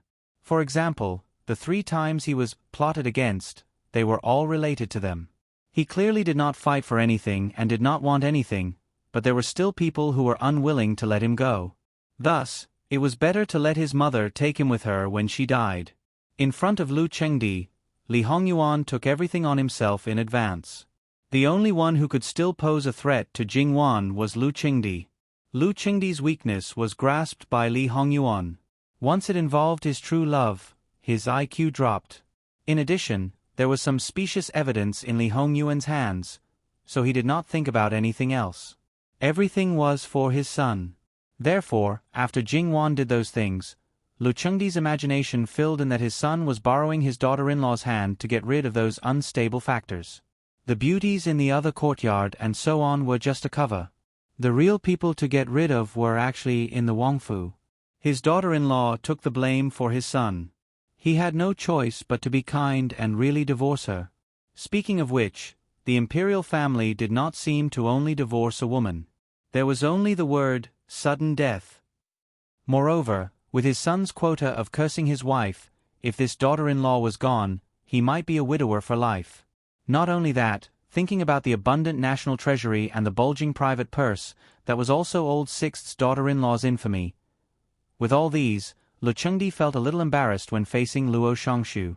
Then, Lu Chengdi dismissed the memorial and said that he knew his daughter-in-law. She was not a malicious person. It must be those lowly people who angered her.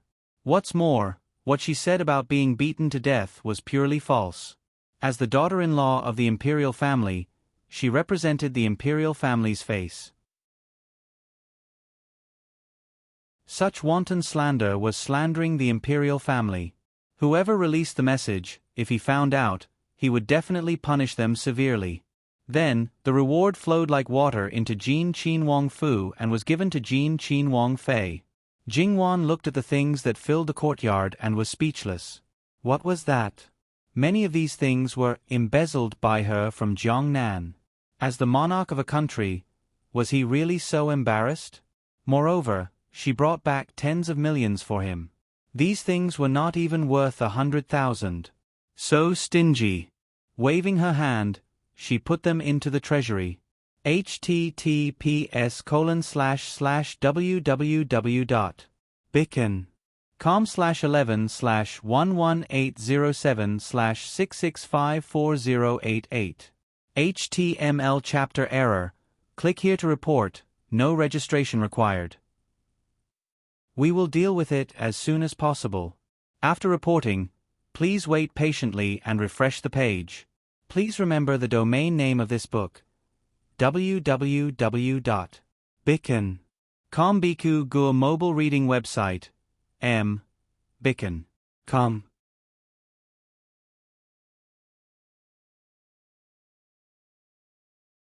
Chapter 375. However, who on earth spread the news about what I did? She didn't know anything about it. Jingwan was only wearing a casual undergarment. Leaning against Li Hongyuan, she yawned lazily and twirled a strand of Li Hongyuan's hair with her fingers. Li Hongyuan was only wearing a single garment. He held her hand and kissed her fingertips. Does Wan mind? It doesn't matter. But obviously, someone is up to no good. Because of Li Hongyuan's sincerity and love, reputation really didn't matter. Don't worry. I'll take care of everything. Li Hongyuan lifted Jingwan's chin and lowered his head to kiss it. Li Hongyuan knew very well that as long as there was no other woman besides Wan by his side, no matter what he said, Wan would bear the name of a jealous woman. Although it was not impossible to get rid of it, it would take a long time at least to prove it. Only by letting people know his feelings for her and letting him be labeled as affectionate, and let people believe that it wasn't that Wan didn't want to be with him, but that it wasn't that he didn't want her. Only in this way could he wash away the stigma of Wan. It would take a few years, a decade, or even decades, because no one thought that a powerful and influential man would be faithful to a woman. In this way, Li Hongyuan naturally wouldn't be polite. He had to find some benefits from Jingwan. However, his sweetheart could be a jealous woman or a fierce woman, because she would definitely be removed in the future. But she couldn't be labeled as a vicious woman. If her hands were stained with blood and human lives, as long as it was determined now, it couldn't be washed away in the future. Li Hongyuan had a basic idea of the people behind the scenes. These people fell down again and again because they didn't know his role in it, so they had the courage to make trouble for him again and again. Jingwan turned sideways, hooked her arms around his neck, and exchanged a hot and lingering kiss with him. Of course, I believe in you. Her forehead gently rubbed against Li Hongyuan's chin, incomparably intimate, and the scorching breath lingered. The husband and wife were calm, their servants were also calm, and those who knew the truth were also calm. However, there were more people who were not calm, especially after Lu Chengdi did not punish Jin Qin Wang Fei and even gave her a large reward. They became even more unsettled, and some even became restless. The things that Jin Qin Wang Fei could do, could they also do it? So, this was probably because she didn't know the inside story and didn't have Jingwan's life, so she wanted to have the same illness as her. Well, out of 100 people, at least 99 of them had this kind of illness. The rest were either stupid or had been severely brainwashed by the 3 obedience and 4 virtues. They were all sick, but only Jin Qin Wang Fei could valiantly show it. The others couldn't, so one could imagine the feeling in their hearts. Because of Jingwan, the Luo family was greatly affected, including the 2 cousins. Of course, Luo Peishan was still sitting in the position of Minister of Personnel. Even if the 2 in-laws had thoughts, they wouldn't show it. Furthermore, the 2 didn't do anything to their husbands' concubines and Tongfang. Jin Qin Wang Fei's time in the capital was also very short. When she first arrived in the capital, Luo Jingshu was already married and had a child. Luo Jingqiang also married not long after, so it didn't affect them. Don't forget, a few days ago, Jingwan also sent a large number of things to the 2 families. Nominally, it was the children's 3 baptisms and full moon gifts. However, other than what was designated for the 2 children, there were many other things. Some of these things, people like them simply couldn't afford to use. As daughters-in-law, Luo Jingshu and Luo Jingqiang weren't stingy with their in-laws' families. No matter what, there was no reason to make things difficult for them. After thinking about it, the one who was affected the most was still Jingwan's concubine-born sister, Luo Jingyu. She was only 1 year younger than Jingwan. Even though she was a concubine-born daughter, she had a grandfather who was the Minister of Personnel and a legitimate sister who was a Qin Wang Fei. Naturally, she could be considered a fragrant piece of cake. Many people wanted to marry her, and many people wanted to marry their legitimate sons. Even though it wasn't the eldest legitimate son, it was enough to show their sincerity. When Jingwan's matter came out, many people retreated. Thus, as Luo Jingyu's birth mother, Ji Yinyang, was anxious. Originally, there were many outstanding men with good family backgrounds for her daughter to choose from, but now, Luo Jingyu herself was very calm. Originally, she was a little dull and timid, but Sun Yijia, her eldest sister-in-law, helped her to adjust. She had always followed Jingwan's lead, so she was very open-minded about this matter.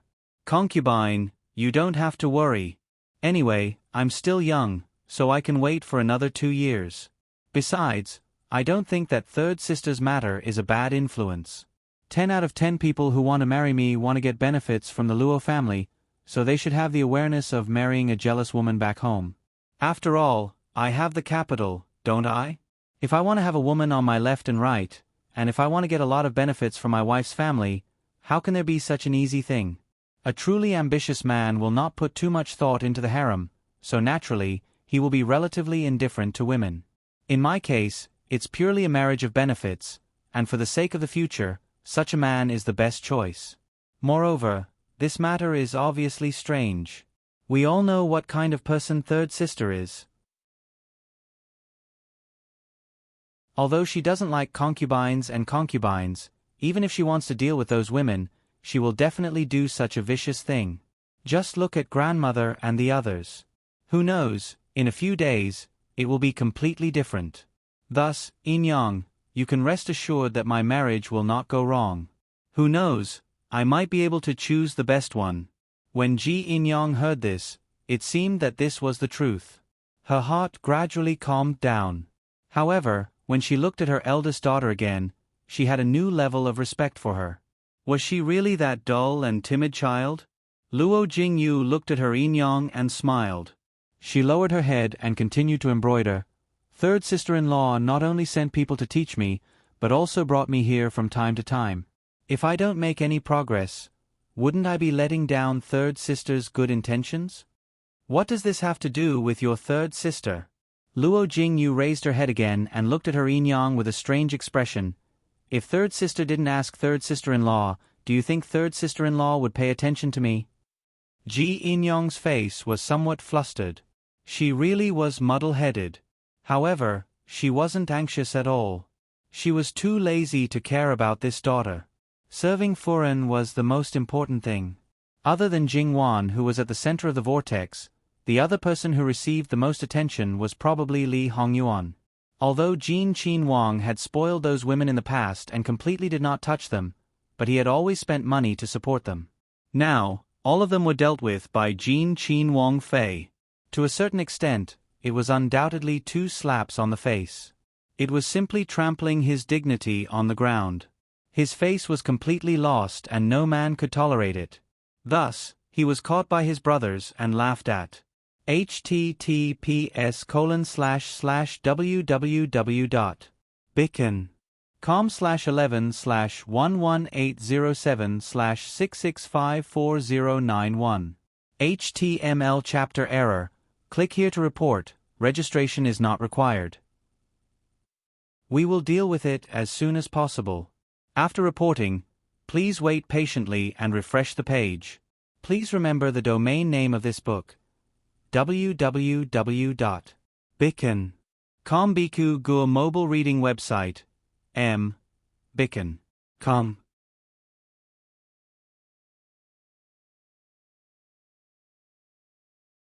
Chapter 376. Li Hongyuan didn't say to accept, nor did he say to refuse. Prince Kong just minded his own business and let people send the beauties out. When Li Hongyuan saw them, his lips curled into a smile. Triplets were indeed triplets.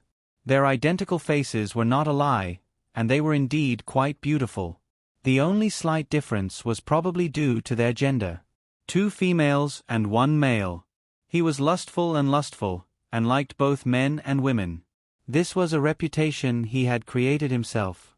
However, he had never blatantly sent any male prostitutes to him. Due to his special use, he had once raised 2 or 3 in the courtyard. Prince Kong clapped his hands and smiled. I just knew that 6th brother would like it. Someone come, send the person to Jin Qin Wang Fu. Be sure to hand the person over to Jin Qin Wang Fei and let her take good care of the person. However, no matter what, it was sent by Ben Wang. There is no need to remind. I believe that 6th daimyo will settle the person down properly. Eldest imperial brother. Li Hongyuan opened his mouth to speak. Prince Kong waved his hand. Sixth brother doesn't need to be polite. We are all brothers of the same family. If you need anything in the future, you only need to tell this older brother. Today, Li Hongyuan held a string of beads in his hand, fiddling with each bead. He didn't speak, but that expression of a smile that wasn't a smile made people's scalp numb. There was a saying, some people want to court death, and you can't stop them. Today, Ninth Wang Ye was the host and invited his brothers to sit down. Prince Kong only prepared a big gift for Jin Qin Wang. At this time, the others didn't get any benefits, but they didn't mind at all. Each and every one of them had a smile on their faces and were respectful to each other. The scene looked exceptionally harmonious. After the beauties were sent away, Prince Kang's personal attendants led 2 guards of the Wang Fu to the gates of Jin Qin Wang Fu. With a smile on their faces, they politely stated the purpose of their visit. The guards of Jin Qin Wang Fu were expressionless, but the expression in their eyes was a bit strange. They were actually Li Hongyuan's personal guards. The reason why they were watching the gate was because after Jing Wan was injured, she was given an additional punishment of 50 whips. They were very clear about their master's thoughts towards Wang Fei. The reason why Wang Fei did so much was because she was forced by Wang Ye. Now that they had sent beauties, and even sent them into Wang Fei's hands, they only wanted to hee-hee in their hearts, gloating over their misfortune as they waited to see how these people would end up. He didn't show any of his thoughts on his face. How can such a lowly person walk through the gate of the prince's mansion? Send him to the Jiaomen. Prince Kang's personal attendant's face was a bit green, but in the end, he was still able to hold it in. Our family wants to serve our Wang Ye. This means, we would have to trouble Tong Bing Wang Fei Nyongyang to ask her to bring the person in. Is that possible? As for handing it over to Jin Qin Wang Fei, could it be that they really had to enter through the corner gate? This wasn't just about his own face, it was also related to his Wang Ye's face. Therefore, it would be easier to explain after returning. It wasn't that he didn't want to, but that he couldn't. Then you wait. Immediately after entering the gate, he called for a small steward to pass on the message back to the inner courtyard. It could be considered to be reporting layer by layer, so this speed really couldn't be fast. In addition, there were people who deliberately neglected them. By the time the message reached Jing Wan, it had already been a while. Jing Wan gave an "oh" with interest, her fingers lightly tapping the table. It was said that one is marked by the company one keeps. She was really influenced by Li Hongyuan. Qing Zhu, have people prepare a ceremonial stand. I want to go to Prince Kong Qing's Fu. Guards and the like, bring more. Although the people around Jing Wan had different temperaments, none of them were stupid. What Jing Wan wanted to do, they quickly understood and completely didn't feel that there was anything wrong with their Wang Fei doing this. Originally, Wang Ye and Wang Fei were just living their own lives. It was none of other people's business. Each and every one of them had to jump around and make a ruckus. They couldn't even clean up their own moo of land and still had to stretch their hands into other people's backyard. This kind of person clearly needed to be taught a lesson. If they didn't show some severity, they wouldn't know the immensity of heaven and earth. As time passed, they still didn't see any movement in Jin Qin Wang Fu. Being ignored like this, Prince Kang's personal attendant's face became worse and worse. However, this was after all the front gate of the living king of Hell's Wang Fu. He naturally didn't dare to be rash. If he angered the living king of Hell, their Wang Ye would still be beaten black and blue. Although he still had some face in front of his Wang Ye, in front of Jin Qin Wang, he wasn't even worth a fart. But this task wasn't completed, he couldn't go back. He forced himself to smile. Can I ask? Ask what? Wang Fei has her own ideas on how to do things. What should be done is done, there's no need to ask more. The Imperial Guard didn't say anything else and directly blocked his way. A certain Gonggong's heart was filled with resentment. What arrogance, even if she was a Wang Fei, she still had to have her own man to back her up. Otherwise, she was just a figurehead. Now, with Jin Qin Wang's face, let's see how long your Wang Fei can last. Thinking about it, he still had to force a smile on his face. We are servants, We naturally don't have the guts to ask about our master's matters. It's just that this matter isn't short, our Wangye. The imperial guard sneered. No one asked you to wait here. Not serving your master well, naturally it's your fault. His face was green and white. Very wonderful. Just as he was about to say something, there was finally movement in the Wangfu, so he closed his mouth. But this movement didn't seem to be right. The ceremonial racks were properly set up. 2 groups of imperial guards, there were close to 100 people, followed by a row of servant girls and mama serving. Like stars surrounding the moon, they clustered around Jean Qin Wang Fei, who was dressed more casually, as she came out. Speaking of this, Jean Qin Wang Fei's attire really didn't match this kind of lineup. But Kong Qin Wang's personal attendant only felt inexplicable fear and trepidation, feeling that something bad was about to happen. As Jean Qin Wang Fei walked in, he hurriedly lowered his head. Jingwan walked in and stood in front of Kong Qin Wang's personal attendant. This servant greets Wang Fei Nyongyong. He hurriedly paid his respects. No matter how many twists and turns he had in his heart before, now he didn't dare to show it at all. You're sending beauties to our Wangye on behalf of your Wangye? Jingwan spoke softly, sounding warm and gentle, with a faint trace of laughter. Kong Qin Wang's personal attendant's legs and stomach trembled for no reason. He was clearly a completely different person from Jean Qin Wang. His words and actions could be said to be 2 extremes, but the feeling he gave people was so similar. Wang Fei Nyongyong. It's these people behind you? 1 man and 2 women? Kong Qin Wang is very thoughtful and considerate towards our Wangye. Kong Qin Wang's personal attendant didn't dare to answer. The things that Kong Qin Wang had repeatedly warned, don't mention saying it out loud, he didn't even dare to say it out loud.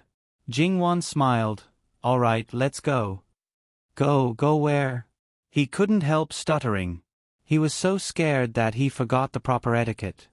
Go where? Naturally, it's to go to Prince Kang's mansion. Your prince has such good intentions. How can you just accept it for no reason? As the saying goes, there's a need to reciprocate politeness. Jingwan smiled and explained good-naturedly. Kong Qin Wang's personal attendant only had fear left. And he thought of a possibility. Jean Qin Wang Fei. How could Jean Qin Wang Fei do this? May I ask Wang Fei Nyongyong, which beauty has been prepared for our Wangye? The one that Wang Fei Nyongyong has prepared must be a beauty capable of causing the downfall of a city, a first-class beauty. I'm not too clear on this. I think you should be more clear on this. After all, you've trained her. Wang Fei Nyongyong, this is our Wangye's gift to Jean Qin Wang Yi, so... I know this Wang Fei has already accepted it. Since I've accepted it, she naturally belongs to my Jean Qin Wang Fu. Then, if this Wang Fei wants to send her out, to whom, this Wang Fei has the final say. I personally think that since she was trained by Kong Qin Wang Fu, she must be trained according to Kong Qin Wang Ye's preferences. Giving her to him, I believe that it is most appropriate. But this is for Jean Qin Wang Yi. The weather in the middle of October could make people sweat, but they didn't dare to reach out to wipe it. Oh. This means that the person sent to our Wangye, can she surpass this Wang Fei? This Wang Fei can't touch her, can't handle her, and can't even speak of her? Wang Fei Nyongyong is thinking too much. This servant absolutely doesn't mean that. Then why don't you tell this princess, what do you mean? If you can't explain it clearly, this Wang Fei can't help but find your Wangye to discuss it. That's not right. Kong Qin Wang Yi is still eldest uncle. How can I, as a younger sister-in-law, find him? It's just that this Kong Qin Wang Fu doesn't have a Wang Fei, so I can only ask to see the Empress Nyongyong. Kong Qin Wang's close attendant's legs went soft and directly knelt. Wang Fei Nyongyong, please calm your anger. It's this servant who doesn't have a brain and spoke nonsense. Pa. She slapped herself a few times and didn't hesitate at all. You are the mistress of Jean Qin Wang Fu. It's just a few lowly servants. You naturally can handle them. Jingwan slightly nodded. It's good that you know. Jingwan reached out and put her hand on Gong Mama's arm to get on the carriage. 2 head maidservants followed to serve, and the rest followed at the side. This lineup, compared to a complete Qinhuang ceremonial procession, was not far off. The majestic procession, the destination, was Kong Qinhuang Fu. Kong Qinhuang's close attendants stood up while trembling, wanting to immediately report to Kong Qinhuang. However, several guards of Jin Qinhuang Fu directly drew their swords and looked like they were about to make a move. "Please go ahead." Like this, it was not only the three beauties who were frightened, even the two guards of Kong Qinhuang were sweating. It was obvious that they were not prepared to let them go to the 9th Wangye's Fu to report to Kong Qinhuang. Kong Qinhuang Fu and Jin Qinhuang Fu were not on the same street, but they were not far apart. It was just that when the ceremonial procession of Jin Qinhuang Fu arrived at the entrance of Kong Qinhuang Fu, the guards were lined up and the maidservants and biddies were clustered around. The entrance of the carriage was facing the entrance of Kong Qinhuang Fu. At a glance, one would know that it was not a good thing. The guards guarding the entrance acted as if they were facing a great enemy, their left hand clenching the scabbard and their right hand clenching the hilt. Jingwan got down from the carriage and walked straight to the entrance. The four guards who were about to stop her were unceremoniously taken down by the guards of Jin Qinhuang Fu. Jingwan stepped through the entrance of Kong Qinhuang Fu as if she was entering her own home. After entering, the ordinary servants did not dare to approach, and those who had the guts to approach with fear and trepidation were all directly knocked down. In the end, the deputy head of the guards of Kong Qinhuang Fu hurriedly rushed over with people. Originally, under normal circumstances, when the Wang Fei of other Wang Fu came to visit, it had nothing to do with them. But now, it was completely different. It was clear that they did not come with good intentions. The guards of Jin Qinhuang Fu took the lead and stood in front of Jingwan to protect her. Jingwan waved her hand to let them withdraw and walked forward as if nothing had happened. They were clearly a group of tall and strong men, but when she moved forward, they could only retreat. It was as if they were not facing a defenseless and weak woman, but a scourge and a fierce beast. The other party was a Qin Wang Fei. Not to mention her noble status, the most important point was that she was the Wang Fei of the living king of hell. If there was even the slightest bit of injury, Jin Qinhuang might bring people to flatten Kong Qinhuang Fu. Their master might be fine, but they would definitely not have a good end. If Wang Fei Nyongyang has something to say, there is no harm in letting this humble one pass on the message. While retreating, they tried to speak calmly. "It's none of your business. Get out of the way for Ben Wang Fei." Jingwan did not speak harshly, but her expression was calm without any ripples and had an indescribable dignity. "Wang Fei Nyongyang, please forgive us. Guarding Kong Qinhuang Fu is our duty. Please forgive us." If they could, they also wanted to hide far away. "So you say that you must stop Ben Wang Fei? All right, let's see if you can stop me." Talking was one thing. When Jingwan stepped forward, they could only retreat. "What are you doing?" "Still not retreating." A woman's voice came from behind the guards. Hearing this, they all breathed a sigh of relief and hurriedly retreated to both sides. "Greetings, Wang Fei Nyongyang. We didn't know Wang Fei Nyongyang had come, so we didn't go out to meet you. Wang Fei Nyongyang, please forgive us." This beauty was simple but dignified. She was one of Prince Kang's side concubines, the former Princess Kang's younger sister. When Prince Kang's wife was in mourning, she entered the family to take care of Princess Kang's children. When Prince Kong Qinhuang Fu did not have a legal wife, she was the mistress. As for the other side concubine, she was from Prince Kang's sworn enemy. When she entered the Fu, she was sent to a remote and broken courtyard. However, she was still a beauty and had been abused by Prince Kong many times. Jingwan sized up this side concubine and thought that it was a pity. Although Prince Kong was Lu Qingdi's eldest legitimate son and his status was more honorable than the other brothers, he was essentially scum, the scum of scum. This girl could have had her own beautiful marriage, but because of her sister's dying request, she entered Prince Kong Qinhuang Fu and became a side concubine. Probably no one asked for her opinion and thoughts. Although she had not been in the capital for long, she had not heard any news about this side concubine. If she was really willing, it was impossible for her to not have a sense of existence. No need for formalities. Jing Wan was invited to enter the inner courtyard. Jin Qin Wang Fu's bodyguards stayed in the outer courtyard, but the rest of the people followed in, including Prince Kang's personal attendants and the triplets, beauties. Not going to the guest room, not going to the reception pavilion, Jing Wan stayed in the garden. That side concubine did not ask Jing Wan what she wanted to do and just stayed by her side. Everyone says that Prince Kong Qin Wang Fu's rear courtyard is filled with beauties like clouds. Ben Wang Fei has no other intention today, just wanted to broaden my horizons. Jing Wan smiled and said lightly. That side concubine looked thoughtfully at Jing Wan and directly ordered people to gather all the concubines in each courtyard. The phrase, beauties like clouds, was not an exaggeration. Compared to Jin Qin Wang Fu's rear courtyard, it was much more exciting and dazzling. However, in this kind of situation, there was only one that attracted the most attention. Because it was too conspicuous, those who didn't know would think that the other party was the real mistress of this rear courtyard. No matter if it was the clothes on her body or that style, it was far better than the side concubine next to Jing Wan. This person was Yao Rao. Yao Rao met Jing Wan's gaze. She had seen Jing Wan once, but she was not very clear. But Jing Wan had a deep impression of her. Suddenly, Jing Wan hooked her lips and smiled. Yao Rao's back went cold as she had a bad premonition. Jing Wan turned her head and said a few words. Although it made people confused, Prince Kang's side concubine still let people do as she said. An arhut bed was set up with curtains around it. Then, under Jing Wan's signal, Gong Mama walked towards Yao Rao. Yao Rao hastily retreated, and her maidservants tried to block Gong Mama, but how could they were slapped away by Gong Mama.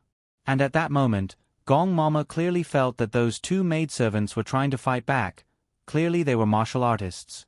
Gong Mama sneered in her heart, and didn't mind, she grabbed Yao Rao. The other concubines who were originally clustered around her were frightened and quickly retreated while screaming.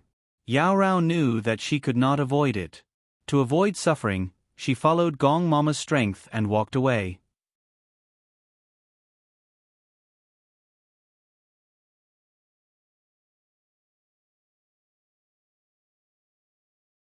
Chapter 377. The onlookers outside, after the initial panic, gradually began to rejoice in other people's misfortune, especially those concubines of Prince Kong. No matter if they were in opposition to Yao Rao or fawning on her to survive, in fact, the more they flattered her, the happier they were in their heart at this moment. They all depended on the same man to survive. His favor determined their status. There were so many concubines in the harem, but Yao Rao monopolized more than half of his favor. As for the rest, some people couldn't even get a little bit in 2 or 3 months. How could they not be jealous? Sometimes, when it was easy to get some soup and water, they were intercepted halfway. How many things were thrown and how many handkerchiefs were torn? They believed that their beauty and talent were not inferior to Yao Rao. How could she? After this incident, even if Prince Kong didn't kill her, they didn't believe that he could still favor her like before. It was like a woman who was born in prostitution. No matter how dissolute she was, once she turned over a new leaf, she couldn't have any relationship with a man other than her husband. Even if she was only seen but not touched, it was still an unforgivable sin. Yao Rao was exactly like this. This was not only related to her innocence, but also related to Prince Kang's face. If Prince Kong could still take it lightly in the face of such a situation, probably everyone would praise him as good tolerance. Prince Kang's side concubine glanced at Jing Wan thoughtfully, but she didn't ask. Anyway, she never thought highly of Li Hongyi and never cared about him. She never thought of having a child of her own, not only for the sake of her sister's child, but also because she didn't want to give birth to that man's child. Every time she talked about having a child, her family would say that she was sensible and considerate. In fact, it was a joke. They said that when the child grew up in the future, he would be filial to her and treat her as his biological mother. She would be the most honorable woman in the world. Although they didn't say it, the meaning was obvious. In fact, she wanted to say that they thought too much. Even if Li Hongyi ascended to that position, he wouldn't be able to hold it for long. In the end, his end would be countless times more miserable than not sitting directly. Moreover, there were some things that were said by their own people, but who knew how many times other people had said it? Thinking about it, it was meaningless. No one knew who could really reach that step. Maybe it was an unknown person, or maybe it was the most unexpected person. She had raised her sister's child with all her heart, and that was enough. It could be said that she had fulfilled their sisterhood. If there was a next life, they did not want to be sisters anymore.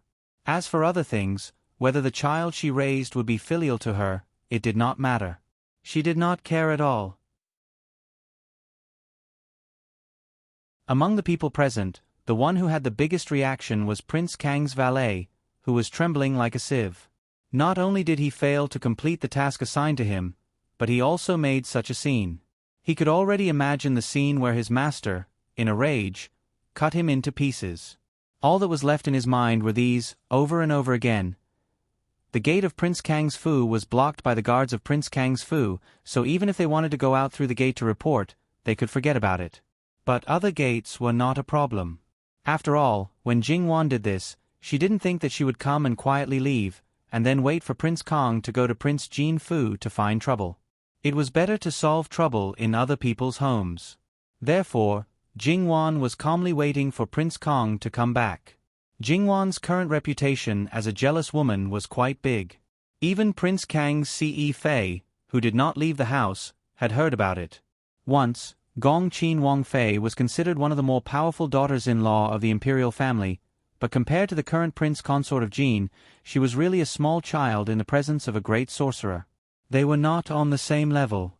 After all, the things that Gong Qin Wang Fei did were far from being cleaned up in one go. She only flipped out in her own backyard, and to the outside, she still had to whitewash it. This one was happy and fearless even when everyone knew about it. Now that she did such a heinous thing in Prince Kang's Fu, she still had a smile on her face, without the slightest bit of a guilty conscience, as if what she did was nothing more than eating and drinking. On the other side, a guard of Prince Kang's Fu rushed to the 9th Wangya's Fu at the fastest speed. On this kind of day, he was drenched in sweat. When he was brought in, all the adult princes were present. Beauties accompanied them as they drank and chatted merrily. Of course, not everyone had a beauty by their side. When Prince Kong saw that the guards in his mansion were still panting and anxious, he felt that he had lost face for a moment. His face darkened in an instant. "How can you be so flustered? What a scandal!" The guard calmed his breathing.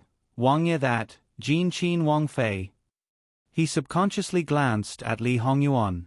Everyone understood in their hearts. 8 or 9 out of 10, it was Jin Qin Wang Fei making trouble again. They all looked at Li Hongyuan with a smile. Although they did not show it on their faces, they were ridiculing him in their hearts. On the other hand, Li Hongyuan was still the same, drinking happily and contentedly without the slightest fluctuation in his mood. Although he still did not know what his wife did, he was very clear in his heart that if this matter was exposed, the one who would be laughed at would not be him. From the looks of it, it should be quite serious. Li Hongyuan only felt gratified. It was not in vain for him to sit here and wait for a good show. After all, if it was in the past, even if he went to a certain brother's appointment, it would be good if he could give face and drink 2 cups of wine. What are you hemming and hawing for? If you have something to say it directly. Everyone here is Ben Wong's brother. There is nothing to hide. Old Six, don't you agree? Li Hongyuan played with the small jade cup in his hand, smiling yet not smiling, indeed. Prince Kang's heart inexplicably jumped, as if he had a bad premonition. However, after thinking about it, at most, it would be that 6th sister-in-law who was unhappy and threw a tantrum. What else could it be? Therefore, he insisted that the guard speak of the matter, without leaving anything out. The guard had no choice but to brace himself and lower his head. Like pouring beans, the speed of his speech was quite fast, and in fact, it was just a matter of a few sentences. When he finished speaking, the scene was so silent that a pin drop could be heard. Then, Prince Kong directly exploded, flinging away the beauty in his arms and kicking over the short table in front of him. He looked at Li Hongyuan with a gloomy face. Looking at Li Hongyuan's expression, he even suspected that he knew from the beginning. However, no one knew that he was going to give her away, so this possibility should not exist. Moreover, when he thought of Li Hongyuan's ruthlessness and the pain of his back almost being trampled on, he naturally did not dare to flare up at him. Where is Jin Wangfei now? Replying to Wang Ye, she is still in the Fu. Although Prince Kong did not dare to challenge Li Hongyuan, he still dared to say a few words. Sixth brother seems to be a man without discipline. That ridicule was not concealed at all. Why do you say that? The one who provoked Ben Wang's Wang Fei was eldest imperial brother, not Ben Wang.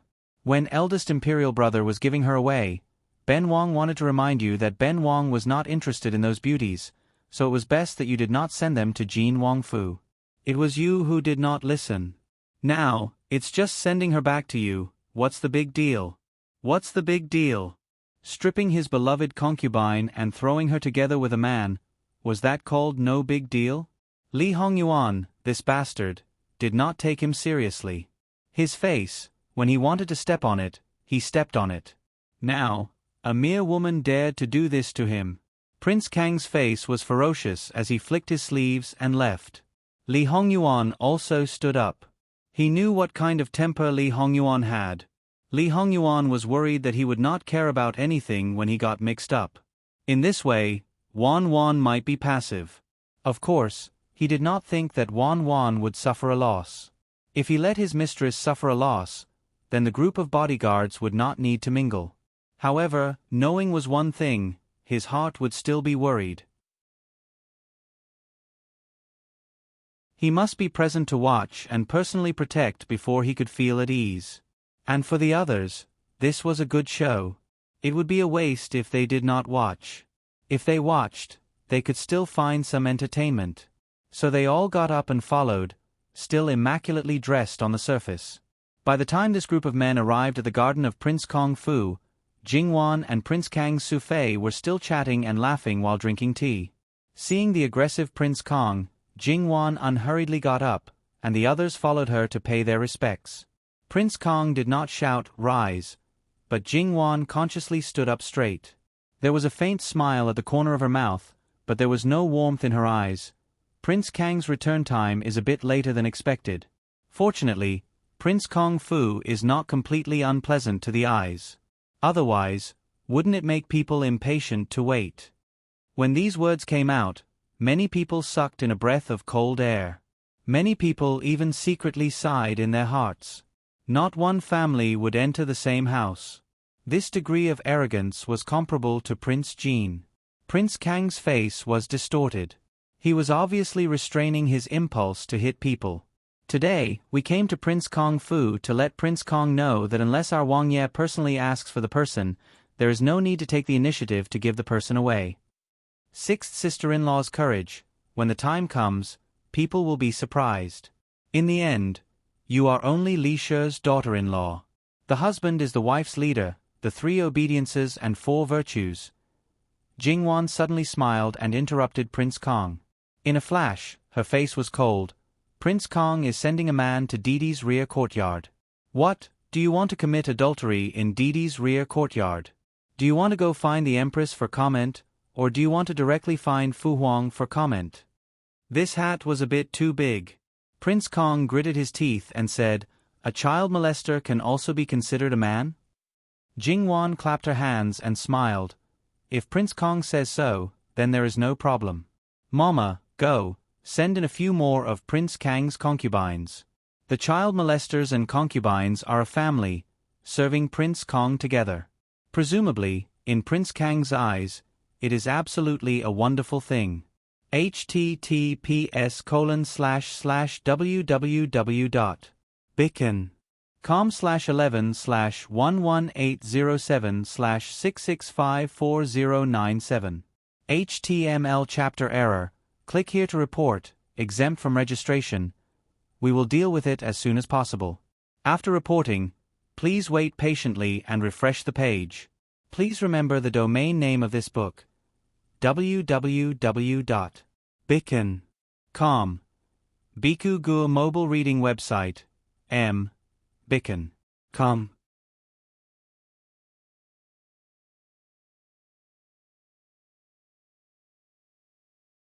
Chapter 378. Luo Shi, you dare. Jingwan raised a hand to stop Gong Mama. Why wouldn't I dare? Besides, Prince Kong himself doesn't care, so why get angry? Prince Kang's eyes were about to split open.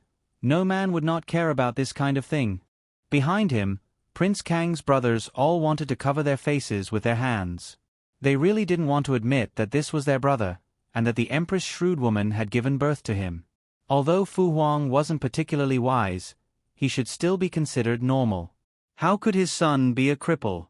Right now, they were completely being led by the nose, alright? In any case, the first thing to do now was to remove something that was more conspicuous, wasn't it? However, they were quite happy to watch this kind of joke. They could even go into the palace and tell their Mufei. Then, they could also watch the Empress make a fool of herself. Oh. Then Prince Kong, why don't you tell me what you care about? Jingwan carelessly stroked her sleeves. Prince Kong was furious. Jingwan's attitude made him almost stomp his feet. He pointed at the curtain. What I care about? You still dare to ask Ben Wong what I care about? A man? A child molester isn't a man. Prince Kong, you said it yourself. It's said that a woman's heart is like a needle at the bottom of the sea, but men don't seem to be outdone. If Prince Kong doesn't care about this matter, then it naturally means that I, as your sister-in-law, didn't do anything wrong. Then, your anger is unreasonable. But if Prince Kong does mind, then I can't help but suspect that you have ulterior motives. You dare to do something that even you care about in your younger brother's backyard. What are your intentions?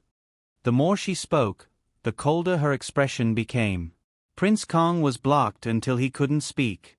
So, after all was said and done, it was all his fault? If he said that he didn't mind, his backyard would probably be seen as a den of lust.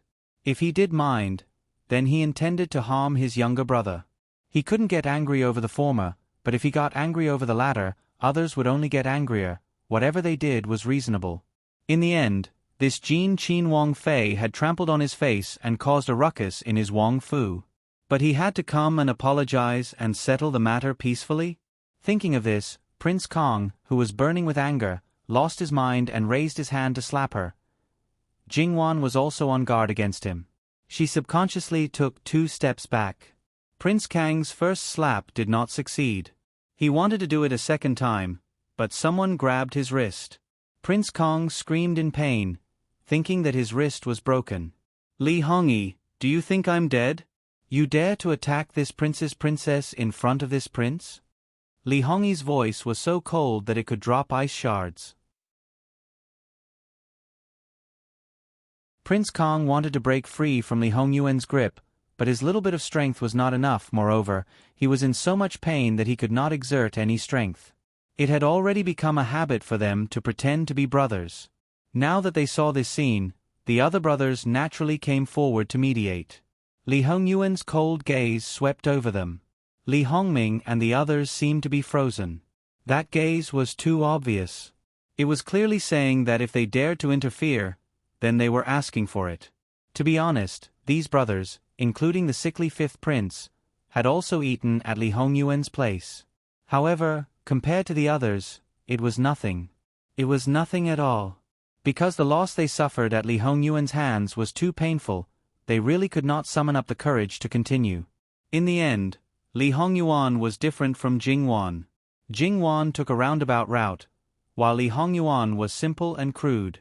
However, his method could not be imitated by others. Because what he could do, others could not do. Jingwan saw that it was about time. She took 2 steps forward and held Li Hongyuan's other hand in a place where others could not see. Li Hongyuan tilted his head and glanced at her. He did not say anything and let go of her hand. The hostility in his eyes did not dissipate much. Li Hongyi rubbed his wrist that seemed to be about to break. He looked at Li Hongyuan and could not hold back the hatred in his eyes. He said sarcastically, 6th brother has no scruples about men and women. They have been raised together since a long time ago. If he wanted to commit adultery, he would have done it long ago, right? Look at what Prince Kong is saying. Those things in the past were thrown away after 7 days at most. Can things that have been thrown away still be considered masters? No matter how messy they are, it can't be considered our Wangyes. Just like the beauties that our Wangye sent out before, could they still be considered our Wangyes? Prince Kong received the most, right? Could it be that he still thought that they were our Wangye's women when he gave them the rights? Don't make me laugh to death, Jingwan said sarcastically. Prince Kang's face turned green and white. When men are talking, when is it a woman's turn to interrupt? Old Sixth is awe-inspiring in front of us brothers, but his own woman is riding on his head? Jingwan made no attempt to hide her TSK. Prince Kong is right. As a woman in the inner courtyard, it's not good for her to argue with men. Of course, there are people around. A man using a woman's means. Thus, if he is cut by a woman, it's his own fault. He deserves it. Lady Luo, what do you mean? Jingwan looked at Prince Kong with a fake smile. What I said. As she said this, her eyes swept over Li Hongming and the others. Besides, I didn't mention names. Someone came up to answer. Is he admitting that he did something? The others listened. No matter what, Li Hongyuan did not spend much most of the time, but when his mouth was venomous, he could make you so angry that one Buddha left your body and 2 Buddhas ascended to heaven. Jin Qin Wang Fei's ability to insult others was enough to make people vomit blood. She clearly meant to implicate them, but they did not dare to answer. Originally, for a man to argue with a woman, he was at a disadvantage. If he really did not let it go, he would lose all face. Thus, Prince Kong turned his head and started to bombard Li Hongyuan. I really couldn't tell that old Sixth is someone who is caught by a woman, and a jealous, vicious and merciless woman. Let's not talk about whether you lose face as a man or not. If Fu Huang finds out, this elder brother can see it. Finding a bunch of excuses to make trouble in Ben Wang Fu, in essence, it's just not tolerating people. Looking at it this way, her scheming is really impressive. I'd like to see if you're going to spend the rest of your life with her, old Six. Li Hongyuan looked at Li Hongyi with a subtle gaze, as if he was looking at an idiot. He was too lazy to pay attention to him. Jealous? Prince Kong, are you talking about me? How can you say this? I still need Prince Kong to explain. A perfect smile hung on Jingwan's face again. Prince Kong, you must not invert right and wrong and put a big hat on me just to evade your own mistakes. When these words came out, who knew how many people's mouths twitched? Who was the one who inverted right and wrong? Could it be that the beauties in Old Sixth's courtyard were not handled by daimyi? It was me who handled them. Does it have anything to do with jealousy? I already said that it was just some things that our Wangye didn't want. I don't know where they were long forgotten. I forgot to instruct the subordinates, so I spent money to raise them. I became the mistress of Jin Qin Wang Fu. Cleaning up some useless and wasteful things, how could it be related to jealousy? It's true that Jin Qin Wang Fu is rich, but that didn't come from the wind. The places that should be frugal still need to be frugal, Jingwan said as she looked at Li Hongyuan in confusion. Wangye, could it be that this chair has done something wrong? Li Hongyuan put his hand to his lips. At this moment, he actually wanted to laugh a little, but he still cooperated with Jingwan and continued to act. Wang Fei is not wrong. So, Prince Kong said that I'm jealous. Where did this conclusion come from? As for this ruthlessness, I don't know when I became ruthless and merciless, directly beating people into meat paste. Some dirty water shouldn't be splashed. I've only ruined my reputation, but the person who splashed dirty water, I don't know what they've ruined. These words, in some people's ears, couldn't stop their hearts from jumping. This had a deeper meaning. Since Prince Kong wants to distort the facts, then I can only find Fu Huang to reason with.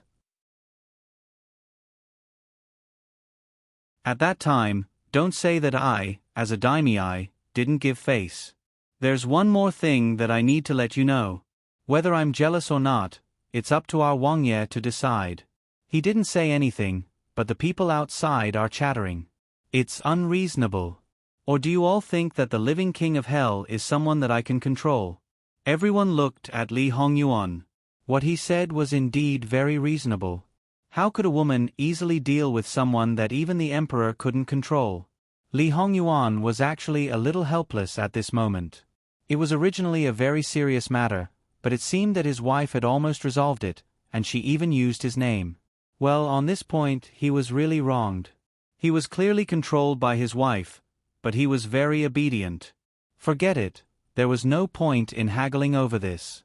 No one would believe it. Who told his reputation to be so deep-rooted, it was difficult for him to turn over a new leaf? It's quite boring. Let's go back. At this moment, Li Hongyuan seemed to have lost all his anger, as if he wasn't the one who wanted to kill people just now. Jingwan nodded slightly, but before she left, she still looked at Li Hongyi. Does Prince Kong have anything to say? Prince Kong sneered. Ben Wang's actions are upright, but it seems that I pitted sixth brother and sent him a few beauties. It's just that I wasn't considerate enough. Even in front of Fu Huang, Ben Wang will say the same thing. The others nodded slightly in their hearts. Some of the water in his brain was finally poured out. Jingwan expressed her understanding. Then I don't have to go in front of Fu Huang to comment on anything. Prince Kang's smile deepened, still carrying mockery and complacency, as if saying, "What can you do to me?" The others wanted to facepalm again. Please, look at the situation clearly. The curtains haven't been removed yet, and your beloved concubine is naked with a man inside. It's just that she won't go in front of Fu Huang, but this might not be a good thing. Since Jin Qin Wang Fei could do such a thing in Prince Kang's Fu, then she might do something even more outrageous. Then it's better to go directly in front of Fu Huang and completely settle the matter. Sure enough, Jin Qin Wang Fei had a smile on her lips, her eyes cold. No matter if Prince Kong wasn't considerate enough or did it on purpose, I'm sure it's the latter. Prince Kong doesn't treat a child molester as a man and doesn't care, but this Wang Fei cares very much and is also very angry. Prince Kong, just watch, this matter isn't over. Then, Jingwan looked at Li Hongyuan, a smile overflowing from the bottom of her eyes. It came from the bottom of her heart, gentle and affectionate, and she even took the initiative to pull Li Hongyuan's hand. Are we leaving now? Li Hongyuan nodded, ignoring the others, and pulled Jingwan away. And the people brought by Jingwan also crouched down and left with their masters. Prince Kong stood in the same place, his expression a little indescribable. The good show was over, so Li Hongming and the others also took their leave. Even if Li Hongyi wanted to eat them up, it didn't dispel their good mood. The unrelated people left, and then only their own people were left. Their faces were cut, and they were ridiculed to death. They had no road ahead, no door behind. They couldn't do anything to those people, but couldn't they deal with a group of lowly servants? Her entire person seemed to be shrouded in dark clouds, gloomy and sinister, looking exceptionally terrifying. Almost everyone's legs trembled. But Prince Kang's secondary consort was like an outsider. She crouched down and was about to take her leave. She only said that it had been a while, and she should go see the child. He knew that he wasn't in her heart, and also felt that she actually looked down on him, laughing at him like an outsider. Prince Kang's eyes were red from the provocation. Like a wild beast that had lost its mind, he grabbed the other person's neck. "Slut, you also dare to look at Ben Wang like that, you also dare." All the servants were frightened. Their legs went soft, and they knelt down on the ground, trembling. It should be known that they had always respected this secondary consort, not only because she took care of the little heir, but also because Prince Kong gave her face. Enchanting Rao was so favored, but she couldn't shake this secondary consort's position. Now that she was crazy and wanted to strangle the secondary consort to death, then they were naturally nothing. Oh. You clearly could have stopped it, but you let things develop to this extent, making Ben Wang be humiliated and laughed at by those good brothers. Ben Wang thinks that Ben Wang has taken good care of you, but you actually dare to treat Ben Wang like this? Since your heart isn't in Prince Kang's mansion, Ben Wang will fulfill your wish and send you to hell. Prince Kang's secondary consort's face was faintly green, and she only felt abnormally uncomfortable. However, although there was pain on her face, she didn't struggle, and her eyes could even be said to be calm. The more Prince Kong looked at her, the more he was an eyesore, and the strength of his hand was increasing. "Lord Father, what are you doing? Quickly let go of Aunt." Prince Kang's 7 or 8 years old legitimate eldest son was like an angry cub, rushing straight up and punching and kicking his father. "Let go of my aunt! Let go of my aunt! You bastard, bastard! I'm going to tell Imperial Grandfather and Imperial Grandmother. You bastard angered my mother to death, and now you want to strangle my aunt to death. Quickly let go of me, let go!" Prince Kong kicked his son away, and the hatred in his heart grew stronger. Even his own son saw him as an enemy. The little heir got up and pounced over, grabbing Prince Kong and fiercely biting him. He was so fierce that he was determined to bite off a piece of flesh from Prince Kong. Prince Kong was in so much pain that he let go and slapped his son.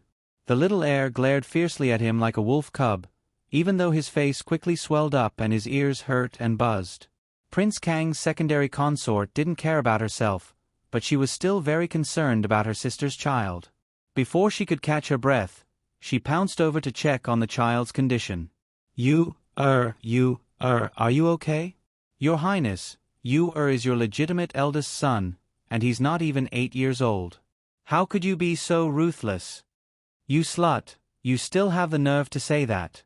You taught this prince's son to dare to hit his own lord father. What are your intentions? Prince Kang's secondary consort glared fiercely at him, and her heart was also filled with hatred, but she didn't say anything. Aunt, my ears hurt, it hurts. Only then did tears fall down. The secondary consort's expression changed. Someone, quickly call the estate doctor. Prince Kang's expression also changed, but he didn't say anything and let the secondary consort take his son away, but his face was still gloomy. Then, he looked at the motionless curtain, and he couldn't help but feel angry. He quickly stepped forward and pulled the curtain open, and the situation inside made his pupils shrink. He saw that the boy had been moved. The boy who was taught to be a child molester had his eyes wide open, and he was lying in a pool of blood. A large area from his chest to his neck seemed to have turned into minced meat, and the enchanting girl's eyes looked like she had lost her soul. She was still holding a hairpin, mechanically inserting it again and again. Anyone who saw this scene would feel that something was wrong. He's already dead, don't insert it again. The enchanting girl acted like she didn't hear anything, inserting it again and again. Prince Kong grabbed her hand. That's enough, Look at me, look at me. The enchanting girl's eyes gradually focused, and then she slowly realized her current situation. She was stunned for a moment, and then she retreated with a cry of alarm. I didn't do it on purpose, I didn't do it on purpose, I didn't do it on purpose. Looking at it, it was too much stimulation, and her entire person collapsed. Prince Kong reached out and hugged her. Don't be afraid, don't be afraid, this prince is here, this prince is here. The enchanting girl sobered up a bit this time. Your Highness, I didn't do it on purpose, you have to believe me, you have to believe me. It's okay, it's just a lowly slave. If it's killed, then it's killed, don't mind it. Prince Kong comforted her while holding her up, preparing to send her back. The enchanting girl was still crying, and she kept trembling in Prince Kang's arms, looking exceptionally pitiful. It's just that, in a place where everyone couldn't see, the enchanting girl was like a malicious spirit demanding life. She probably never thought that she would fall so hard in this kind of situation. Jin Chen Wang Fei. The tip of her tongue brushed against the gap between her teeth, and she tasted a trace of blood. https://www.bicken.com/11/11807/6654099 HTML chapter error. Click here to report. Registration is not required. We will deal with it as soon as possible. After reporting, please wait patiently and refresh the page. Please remember the domain name of this book: www.bicken.com. Biku Pavilion Mobile Reading Website. Bicken.com.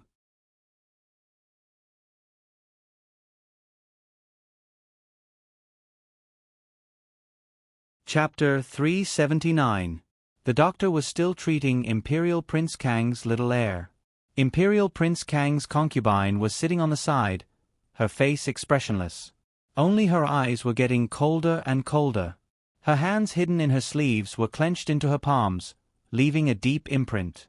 If this child was really deaf, then she couldn't absolve herself from the blame. This child could be considered the Emperor's eldest grandson.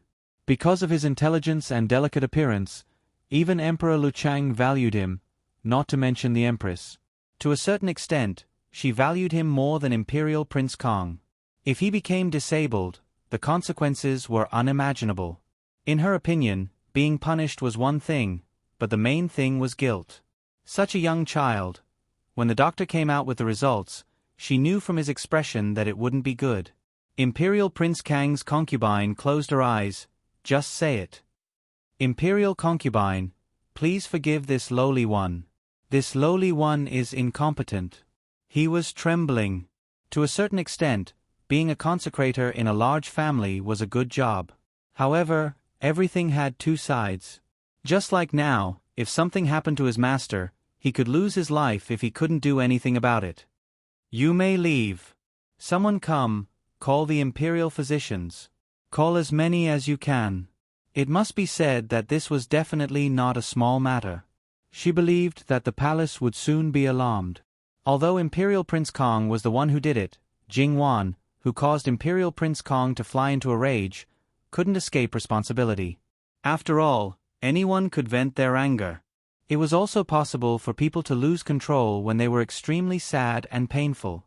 However, the person who called the imperial physicians hurriedly left Imperial Prince Kang's residence. Not long after, Li Hongyuan received the news, and the carriage from Imperial Prince Jin's residence slowly arrived at the prince's residence. Uge, might be deaf? Li Hongyuan was a little surprised, but his expression didn't change at all, as if it wasn't a big matter. On the other hand, Jingwan couldn't help but frown and clench the handkerchief in her hand. Li Hongyuan reached out to hold Jingwan's hand. Don't worry, I'll take care of everything. Jingwan shook her head. I'm not afraid of being implicated, but I feel that Imperial Prince Kong is really... Even a vicious tiger wouldn't eat its cubs. How could he be so ruthless? Ah Yuan, you heard it too. He was coaxed by a concubine and didn't even care about the child. Children are treasures bestowed by the heavens. If you don't cherish them, this kind of person should die without descendants. Jingwan's expression was exceptionally cold at the end of her speech. Li Hongyuan gently stroked Jingwan's back. Li Hongyi is naturally irritable and impulsive. He does things without thinking. He often loses his mind over small matters. Even if the Empress and others help him deal with the aftermath, he often leaves behind traces. In this prince's opinion, if it wasn't for the Empress's protection, he would have been gnawed to pieces in the palace. Speaking of which, he is particularly confident in himself. It's just that he relies on his identity as the eldest son of the D family and believes that the throne is naturally his. Cut off one of his wings, and then anyone can crush him to death. What is Ah Yuan going to do? Jingwan looked at Li Hongyuan, knowing that she had some plans. Just make the Empress sick for a while. Li Hongyuan said lightly. Jingwan was horrified. Looking at Li Hongyuan, her eyes were filled with disbelief. This man's skill was so great that he could control the harem in his hands? It must be known that the harem was balanced, and there was not only one family that was dominant. Moreover, those women were not to be trifled with. You don't have a biological mother, but your adoptive mother and your own son. If you can control the harem, then what else can the others do? If they want to get rid of Lu Chengdi, whether alive or dead, it's a very simple matter. At this moment, Jingwan's expression was written all over her face. Li Hongyuan laughed. It's not that exaggerated. If it really reached that level, all of this would have been over long ago. It's just that some arrangements can be used once, but it can't be used a second time. Jingwan nodded. So that's how it is. Since that's the case, it must be a very secret arrangement. It's only used at the critical moment. There's no need to waste it now. When is it critical, and when is it a waste? There's no absolute definition of this. Wan, don't think that it's because of you that your husband is taking action. You think that this is a waste of opportunity. In fact, whether it's me or those brothers, what we do is essentially the same. We either strengthen ourselves or weaken others. It's only a matter of time to use some secret pawns now. It's enough as long as we can achieve our goal. Perhaps now is the best time. Besides, compared to you, any secret and critical arrangement of the Emperor doesn't matter. It can be used or abandoned. Although Jingwan faintly gave Li Hongyuan a supercilious look, her slightly red cheeks and ears still revealed her true feelings. Li Hongyuan reached out and pulled her into his arms. His little sweetheart was still so thin-skinned. He was clearly telling the truth, and absolutely didn't mean to say any sweet words deliberately. Every time, she would feel embarrassed. Why did she find someone to love her so much? If it were him, Wan would say pleasant words all day long, and he would also accept them without batting an eyelid. They quietly rubbed each other's ears for a while before they got down from the carriage. Since you think it's not a problem to do this now, I won't say anything more. But, if the secret pawn is used, will it be dangerous? As long as it's a secret pawn, from the beginning, they should be aware that they will be executed after being discovered. Wan, you should also understand this. Jingwan was silent.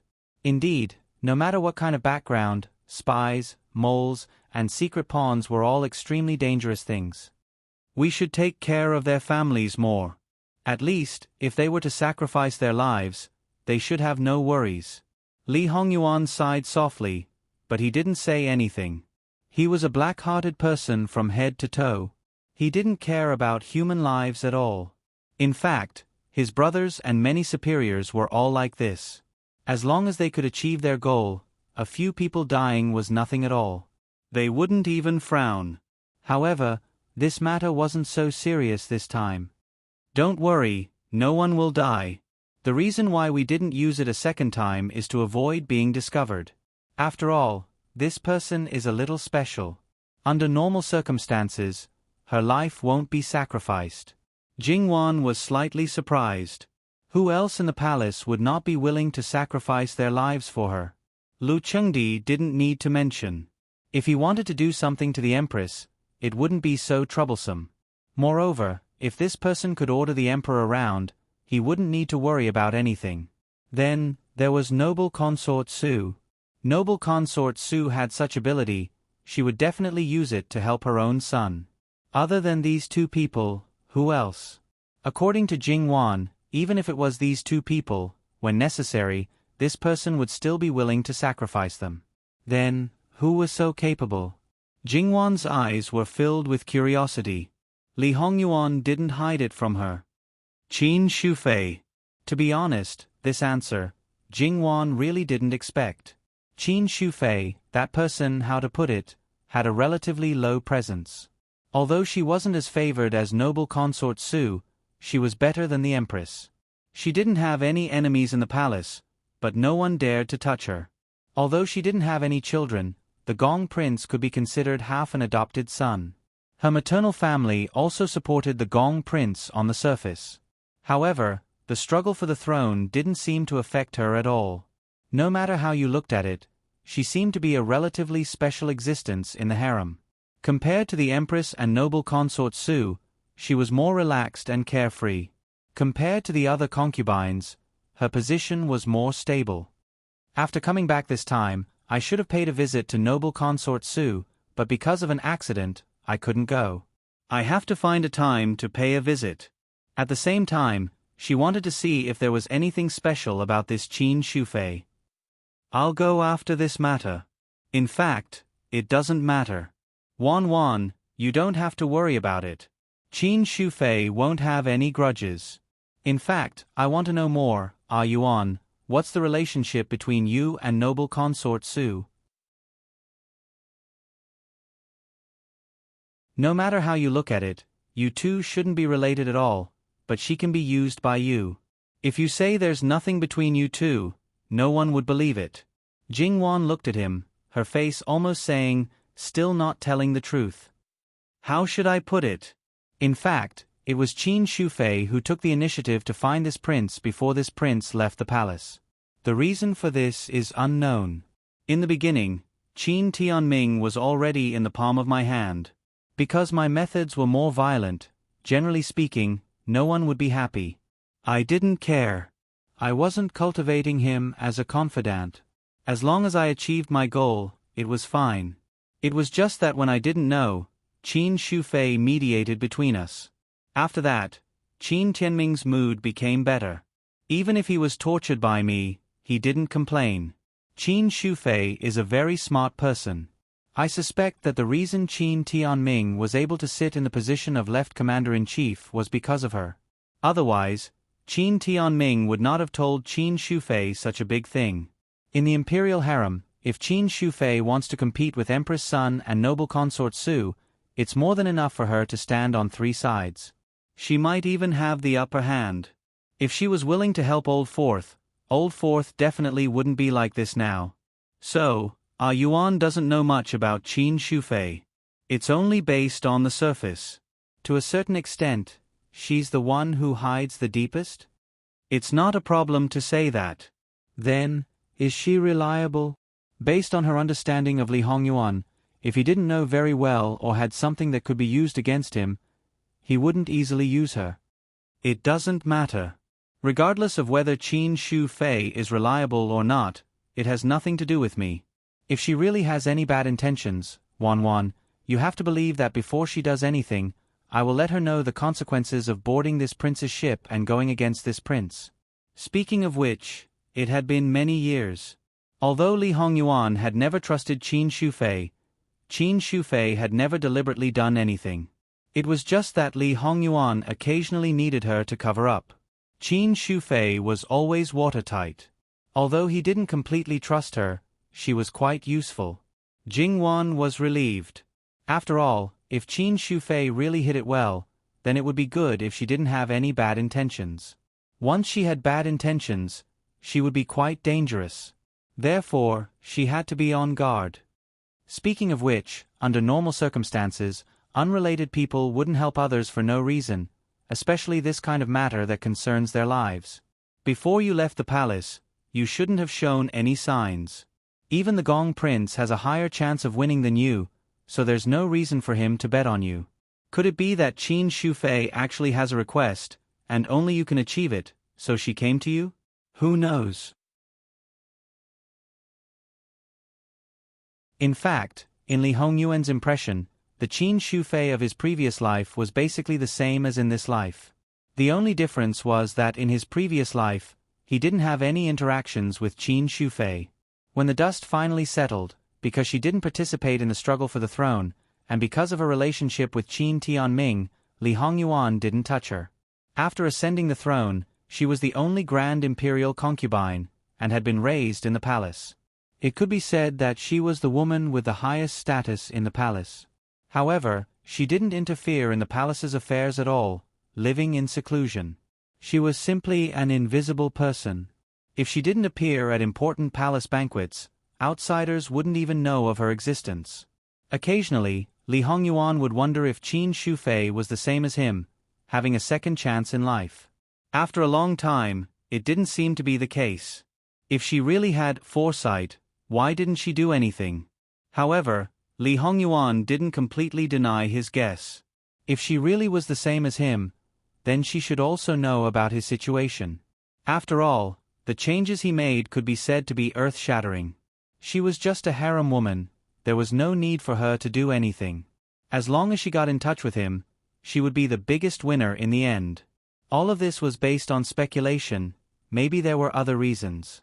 Li Hongyuan wasn't interested in getting to the bottom of it. As long as it didn't interfere with him, then it didn't matter what Qin Shufei's situation was. It's just that this statement seems a bit far-fetched. Don't think so much, as long as it doesn't interfere, who cares? You're right. Originally, I had a backup plan for Imperial Prince Kong, but now it doesn't seem too good to continue. Gong Jiu's identity changed from being hidden to being revealed. Back then, we made detailed arrangements, so there's no problem with his identity.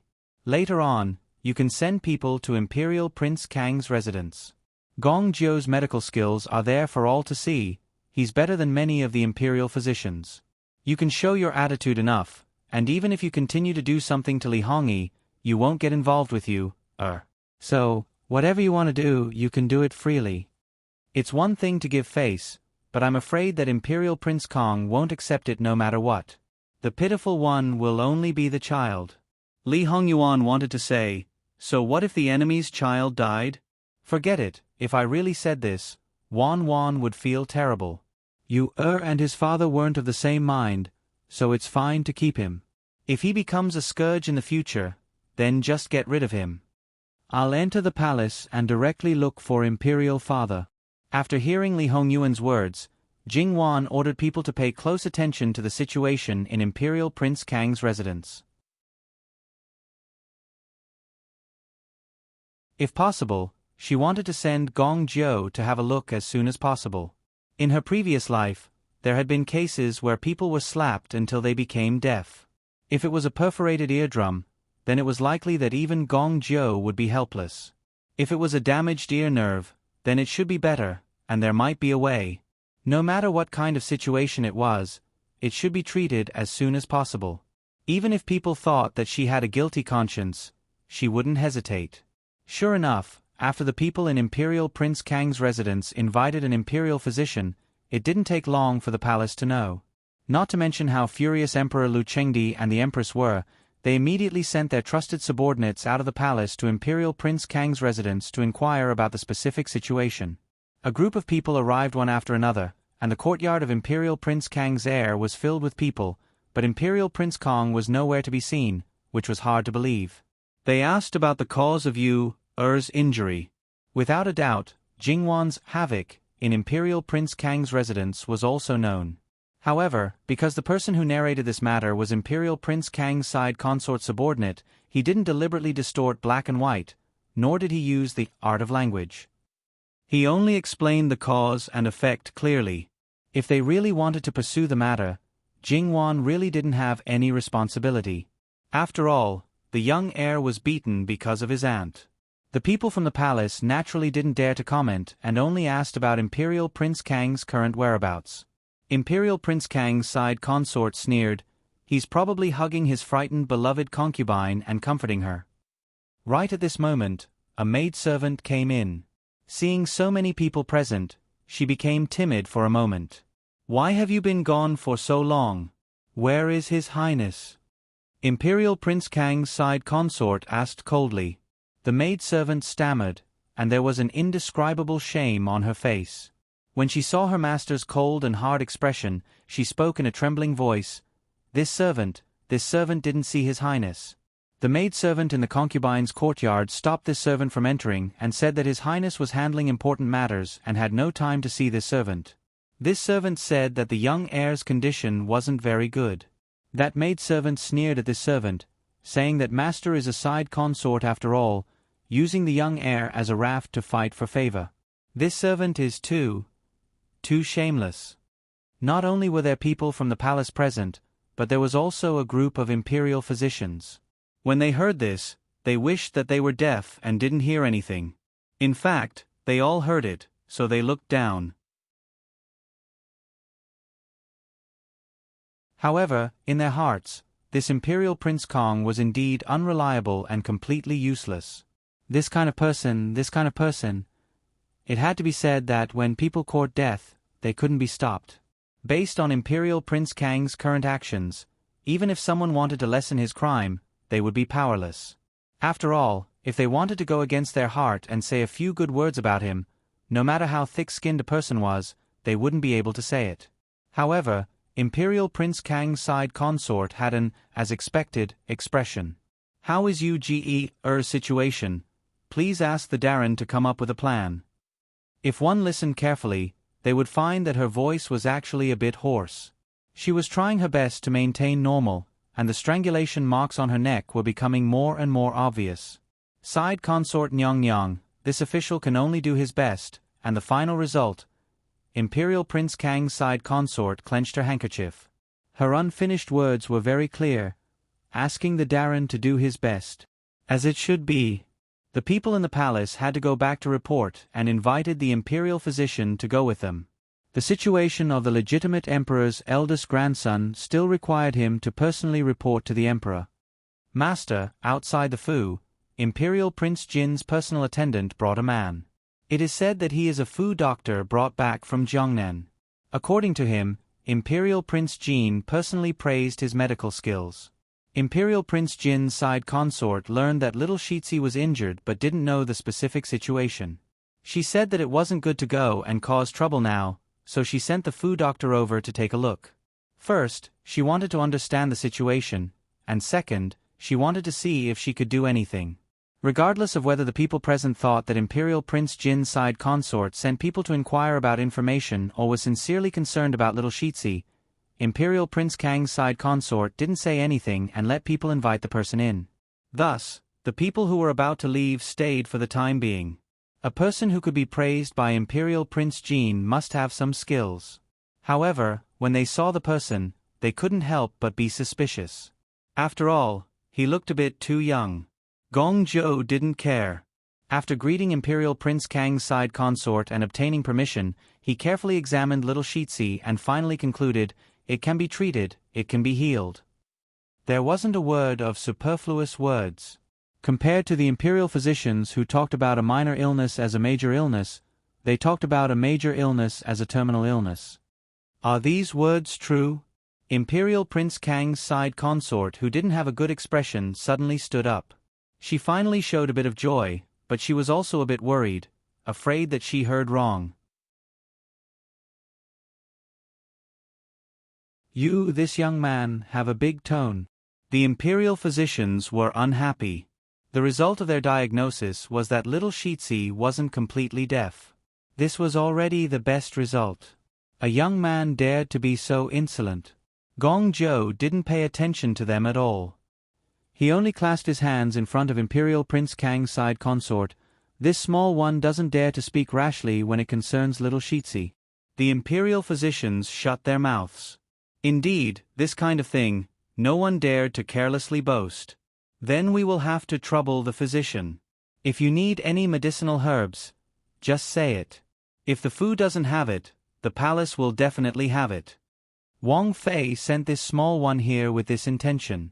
Since this small one can do it, this small one will definitely do his best.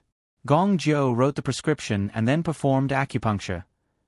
During the process of his acupuncture, the other imperial physicians all picked up the prescription and looked at it. It must be said that these people's medical skills weren't bad. At a glance, it seemed that there was a lot of potential. Looking at Gong Zhou again, there was some change in their expressions. It must be said that they weren't people who were jealous of ability. Although it was indeed a bit shameful to be compared to a young man, now was not the time to care about this. One after another, they went to see Gong Zhou perform the acupuncture, suspecting that they were secretly learning from him. Seeing that Gong Zhou ignored them, they just stood there motionless. Imperial Prince Kang's side consort saw the attitude of the imperial physicians and her heart became more relieved. She hurriedly called for someone to get the medicine. As for the imperial physicians, the more they looked, the more fearful they were. This young man was really daring to give birth to needles. If it were them, even if they knew that it could be treated like this, they would not dare to do it. Should it be said that they were really old and had stayed in the imperial hospital for too long, that they were overcautious in everything? Those who should return to the palace still returned to the palace, but for the time being, they didn't bring along the imperial physicians. As for what they would say when they returned, in front of their masters, they would naturally speak the truth. They didn't dare to be biased, and even more didn't dare to add oil to vinegar or delete anything. Mu Gonggong also walked around and then returned to Jin Qin Wang Fu. Jing Wan had also been waiting for the news. When she learned that Imperial Prince Kang's heir could recover, she was greatly relieved. As for Imperial Prince Kang's actions, she really didn't know what to say. It seems that even the heavens are standing on Wan Wan's side. It was Li Hongyi who sought death. Li Hongyuan's tone was indifferent. Li Hongyuan's heart was thinking more about that woman, Yaorao. Li Hongyi would most likely push all the blame onto her head, saying that it was her who seduced Li Hongyi to commit adultery in broad daylight, disregarding the imperial grandson. Whether it was for the sake of face or something else, in this case, Yao Rao would most likely be executed. If that woman were to fall like this, it would really be too unjust. But as far as Li Hongyuan knew, he feared that it wouldn't be that easy. Speaking of which, Yao Rao was indeed unlucky. Not only was she unknowingly tricked by Jing Wan, she only thought of retrieving Imperial Prince Kang's favor and neglected other things. The result was that she was even more unlucky. https://www.yangguiwaiwo.com/11/11807/6654101 HTML chapter error. Click here to report, exempt from registration. We will deal with it as soon as possible. After reporting, please wait patiently and refresh the page. Please remember the domain name of this book: www.yangguiwaiwo.com. Biku Gu mobile reading website, yangguiwaiwo.com. You're tuning in to the Narrate and Escape YouTube channel. Don't forget to subscribe and join us on this journey to catch the most captivating stories.